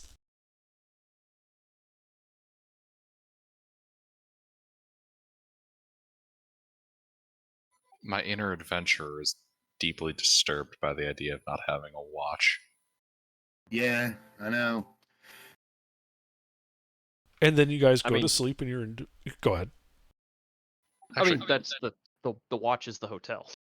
I would propose, though, as a precaution, that for this rest, let's have everyone gather in Lucina's room. It's a different room than HK and Fremond, who have had the marking. See if Lucina's door marks. Mm-hmm. I'm gonna ritual cast alarm and put it on the door. Okay. An audible alarm because it works for 60 feet. Wait, why not just do a Ritual. silent alarm in your head? Yeah, you don't sleep, so you'll just Well, wake yeah, up. I'll do that. Well, I want to wake y'all up too. Yeah, but it'll you wake can do everybody else that. up too. Okay, Yeah, you can wake silent us up. alarm. Yeah, Yeah, silent alarm. That'd be better. Yeah, the problem is that the physical alarm would also alert people at our door that we know they're at our door. Yeah, true. And everyone knows that when there's a person at your door, you want to have the opportunity to open it naked with a machete. Facts. Or in our case, it would be a 1,000-pound boulder. Mm, All right. So you guys go to sleep in the one room. Correct. The night passes. Your dreams filled with nightmares of giant worms screaming through deserted cities. All of us? Well, not HK. He doesn't dream. Hmm. But all of you who Wait. dream have that dream. Did I have that dream the other night? No, you did not. I haven't Okay. had this dream before.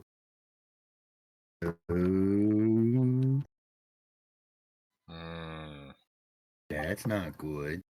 That's in fact bad. That is very bad. Morning comes. You guys have had a successful long rest. And then I need wisdom saves from Freeman, Lucina, and Stone Soup. Is this against magic that would put me to sleep? Or No. a charm effect? It is not a charm effect. I have Okay. to make a save against that every morning. So real quick, under successful long rest means my health would go back to full. Yep. And then then you I have to make make the this. Yes. Okay. Well, I did better. All right. So Lucina and Freeman passed. This time. Stone Soup does not. Hmm.